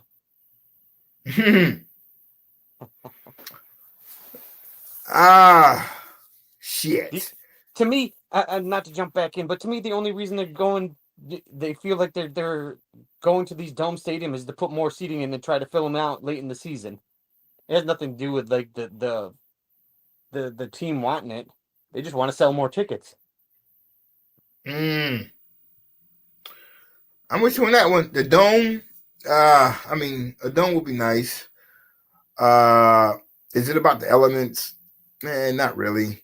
I get it, home field advantage and all that other shit. You like playing in cold weather. Some people may not like playing in the Mile High Stadium, dealing with oxygen issues. Dome stadiums, honestly, it would be dope because everybody has the same fucking advantage. You got to worry about the fucking ice or the snowing. Like, as a fan, it takes away, like, you may want to see passing plays, but you're not throwing the ball if it's heavy fucking snowing. So, I would love to see the same way they do the Super Bowl every year, like in a warm climate where everybody has the same fucking advantage. But I get it. you're used to cold or somewhat used to cold weather, and you got the home field advantage, why not fucking take advantage of it? That's a tricky question. But, to build a dome stadium, holy shit, that's kind of crazy. I gotta tell you, as you see, as a home of the dome over here with Syracuse, Yeah. it can get very loud inside a stadium, and that gives you home field advantage. I gotta tell you how much fun that game was, and how loud that stadium got when they finally took the lead against Miami. So I can't really speak out on domes too much because apparently they work. Oh shit, Thomas. Oh my God, Thomas, ain't they going? All right. Well, let me get on this Ravens shit real quick. All right, what's wrong with the Ravens? As I said earlier in the year, the improvements that y'all think they made, I always said it. I did not see the improvements. They got Derrick Henry. Oh my God. I'm like, nigga, I keep telling y'all every week we talk about this. They had the number one rushing attack last season. You can't go no higher than that. Right. Like, you're the number one rushing team in the NFL last season. How did that work out for them? So they went and got Derrick Henry. That's going to make them more of a dynamic team. How much more dynamic you going to get when you already had in the NFL rushing fucking team of the year? Y'all gave y'all two running backs to the Chargers. Cool. Y'all got Derrick Henry. All you need is a defense who can stop Derrick Henry. Well, we kind of been seeing that lately. I'm not going to mention a team, Eagles, but, they showed you that there's a possibility to stop Derrick Henry and force Lamar Jackson to beat you. Now, the shit about his mom and his comment. Like you say, hey, Lamar, you had lanes you should have ran through. And you say, you know what? My mom just told me the same thing. Then he's like, you know what? Fuck it. I'm about to just take over.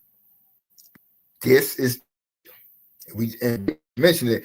Hey, Josh Allen trying to do too much. Now y'all forcing Lamar to abandon his offense, coaching, or whatever, and start freestyling now because things are not going their fucking way. Mm-hmm. Fuck the team offensive scheme. My mom said I need to start running more. Right.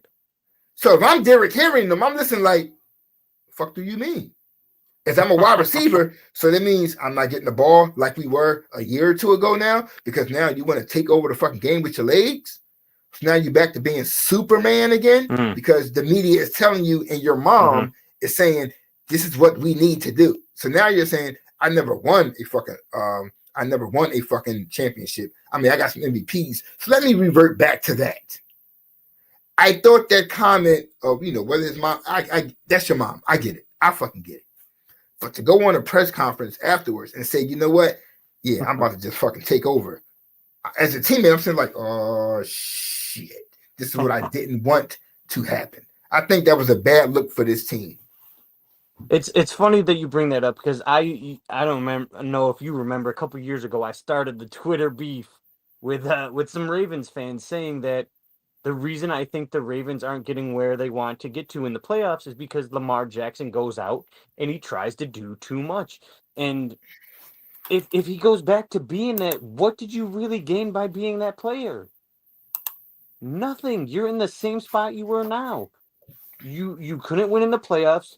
There was a game a few years ago when they played Dallas with a backup quarterback, and Dallas almost beat him because he tried to do too much. Every time he does too much, he has like 3 great plays and like 4 that potentially cost him the game. You have to rely on your teammates, and I don't care what you say.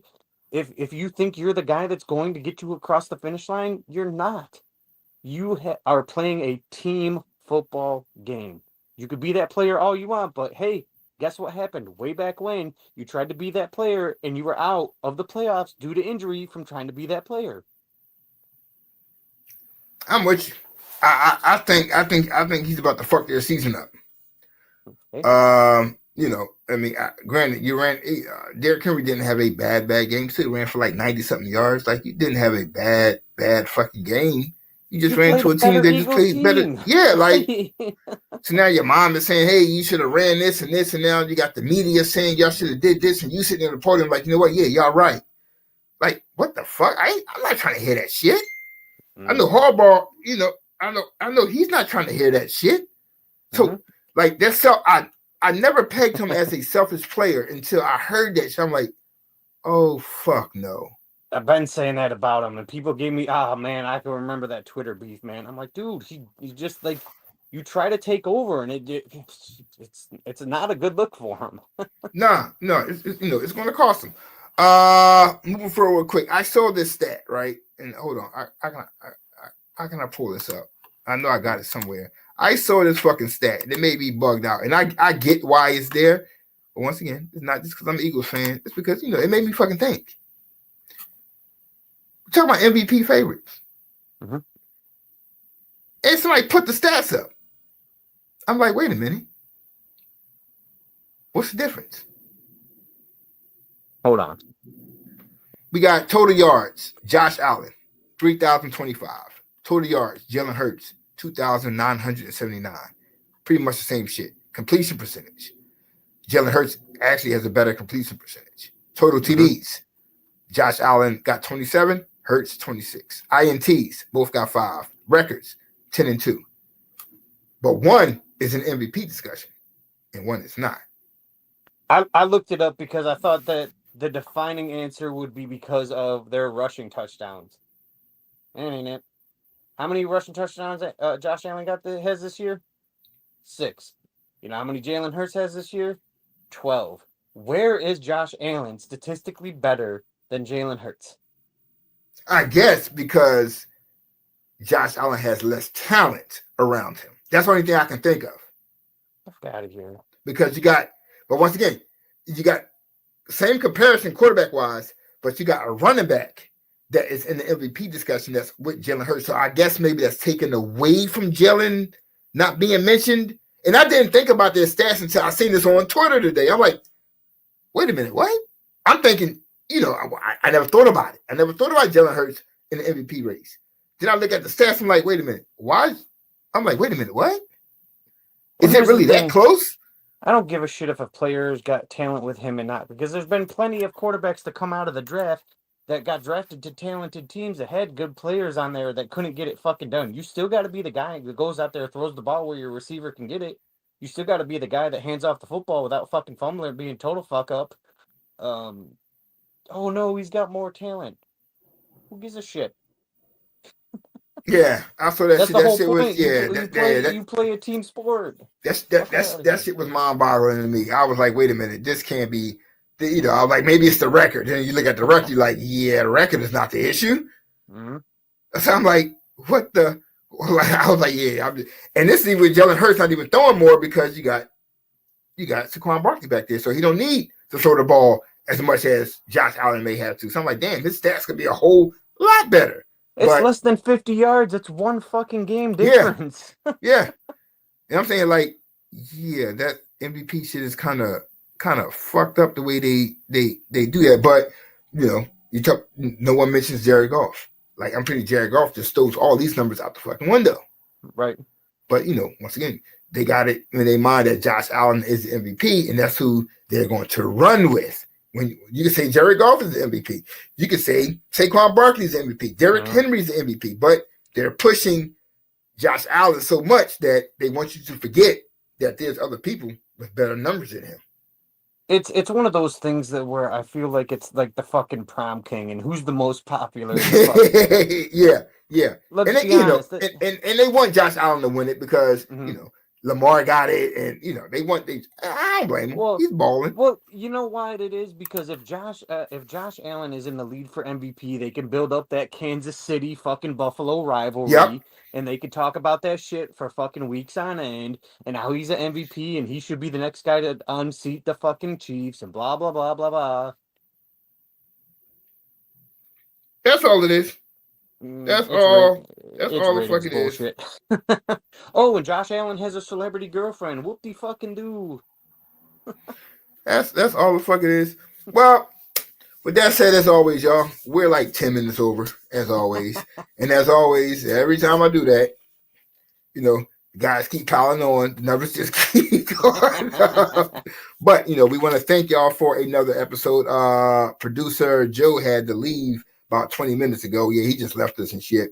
You know what I'm saying? But we want to thank y'all for tuning in to another great NFL show of the Mass Podcast. Rick, any parting words for everybody? I will say this: I'm disappointed in the college freaking voting, man. I was just sitting here looking at that shit. I was Okay, I just ain't gonna sitting front, I here was like, kind of just gambling man, too. Syracuse. I feel like knocking off the number 6 team. Syracuse was on the outside of fucking being ranked all year. I thought they'd jump up to 19, 20, 21. They dropped them at 23. I said, fuck y'all. Damn, kind of cold there, bro. I think they got a good team. I think they were better than a lot of people gave them credit for this year. I got to see it firsthand. Yeah, the ranking shit was kind of was kind of disappointing. I wanted to touch on it, but I'm like, dang, we don't have no time. But maybe next week we get it because I think you got all the conference. What's call it? When is it the 14th or something or whatever? I have the Heisman, so I guess maybe after that that following Tuesday, I'll have pictures and maybe some video of y'all.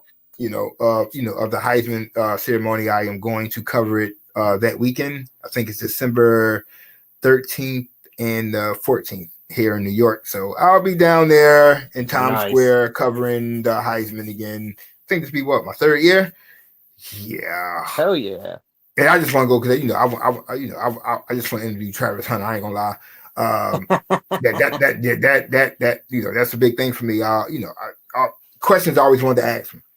Him and Shador, and if I get a chance to meet Dion, then so be it. I'm pretty sure he's going to be there. Fair. So there's no telling if his son is going to be one of the finalists. So at that point, what Courtney said, you better have picks in bed. Yeah, for a small price.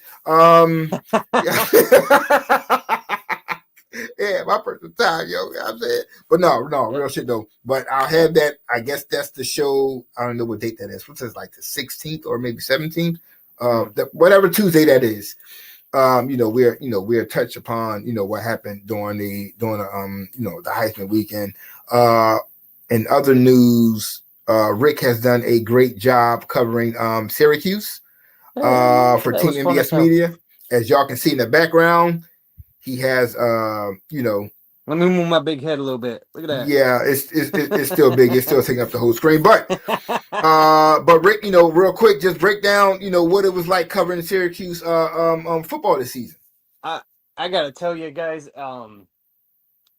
this is why we do what we do. And there's been times in this career and in this hobby, whatever you want to call it, that we've had a back and forth about, hey man, this takes a lot out of you, because writing for anything, covering any team, covering sports, entertainment, the whole nine, running a website, it can get very discouraging at times. Let's be honest. You're like, oh yeah, we're finally fucking making it, and then all of a sudden your shit will fucking fall right off. So sticking it out has been the hardest thing. But it freaking paid off this year getting to cover SU. One, I've been a long-time Syracuse fan, and they haven't been good in a couple of years. They've had their ups and downs. They might be good. They might be not be, So it was one of those things that I got an opportunity that I didn't think I was going to get, and it finally paid off. Because first of all, watching the 3 games that I was able to cover, every single one of them was close. Every single one of them had plenty of energy, but watching them finish the season at the Dome, knocking off an old rivalry in the Miami Hurricanes, it was fantastic, y'all. Look, man, that's what it's all about. And as we talked about before, that is one of the perks of doing, what it is that we do. Journalists first, you can attend events. I ask Rick like every week, like, yo, what you eat? What they feed you? Because like people who have never covered a game do not understand that there are perks. Like say for instance, Rick is covering the Green Bay Packers. Everyone knows in January, December, it's cold as shit outside. As a member of the media, you're not outside. While you're in the stadium, you're in a booth with plexiglass. Like, you're warm. Everybody else outside cold as a motherfucker, but you're warm. and you get fed. Like I tell Rick, like, yo, I get what you ate at Syracuse, but I'll show you what I get to eat at the Heisman ceremony. Like, yo, like we get salmon. I mean, we get good shit. Like they come up with white tablecloths and the white gloves and like, yo. But what I mean, those are the perks of doing what you do. So if you got anybody who's watching, if you got anybody who wants to get into this field, like, you know, come hit up Team MBS Media. There is an application on the not application where like, you know, we're going to look at you and call you in for like all these interviews and shit. Like, you know, this is not fucking Elon Musk or no shit like that. What we saying is, right. If you want to get into this field, we are more than open to walking you through the process, teaching you the steps of how to do what we do. And look, you get to have a podcast. If you want a podcast, like we come in here to have fun, talk shit, just have fun. Like, yo, please feel free to reach out to us at Team MBS Media and, yo, have fun. Like Courtney just said, it's a real team here. We keep kicking down doors and building our personal brands and MBS brand. Yes, and that is, boom. Y'all see that is Courtney Walsh right there. That is our social media manager. She does, you know, everything for us. It's like Courtney is a busybody. You know, her flag football team, I think that, you know, I don't think they were so good this year, but you know what I'm saying? You know, kudos to you, Court. But Courtney is, you know, she's a driving force behind us, you know, because this is like a male-dominated place at Team MBS Media. Courtney's like one of the few females that we have who keep us all in fucking check. Well, it's funny, you know, and I have to say, to jump into your point, one of the things is I've noticed that a lot of people don't try getting into this, and I took the same mentality. I'm like, I mean, we could apply for SU, but I don't think we're gonna get in.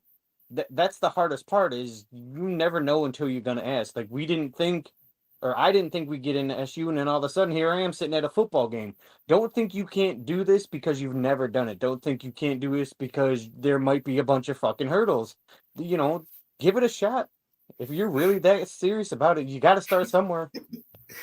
All right, y'all. Courtney just cursed me out real quick.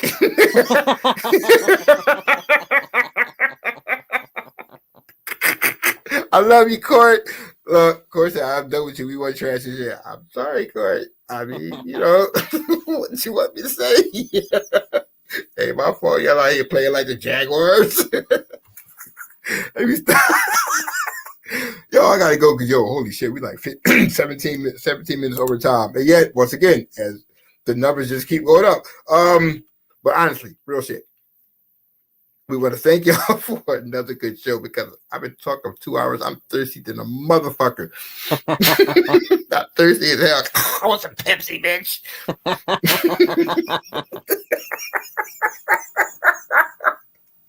But no. That's a dry cough too. I'm about to cough up a lung, nigga. But no.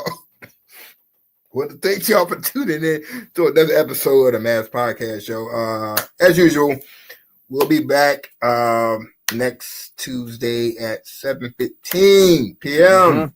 Eastern Standard Time. I'm your host, Mark. My co-host, Rick. Have a good night. I'm about to die out.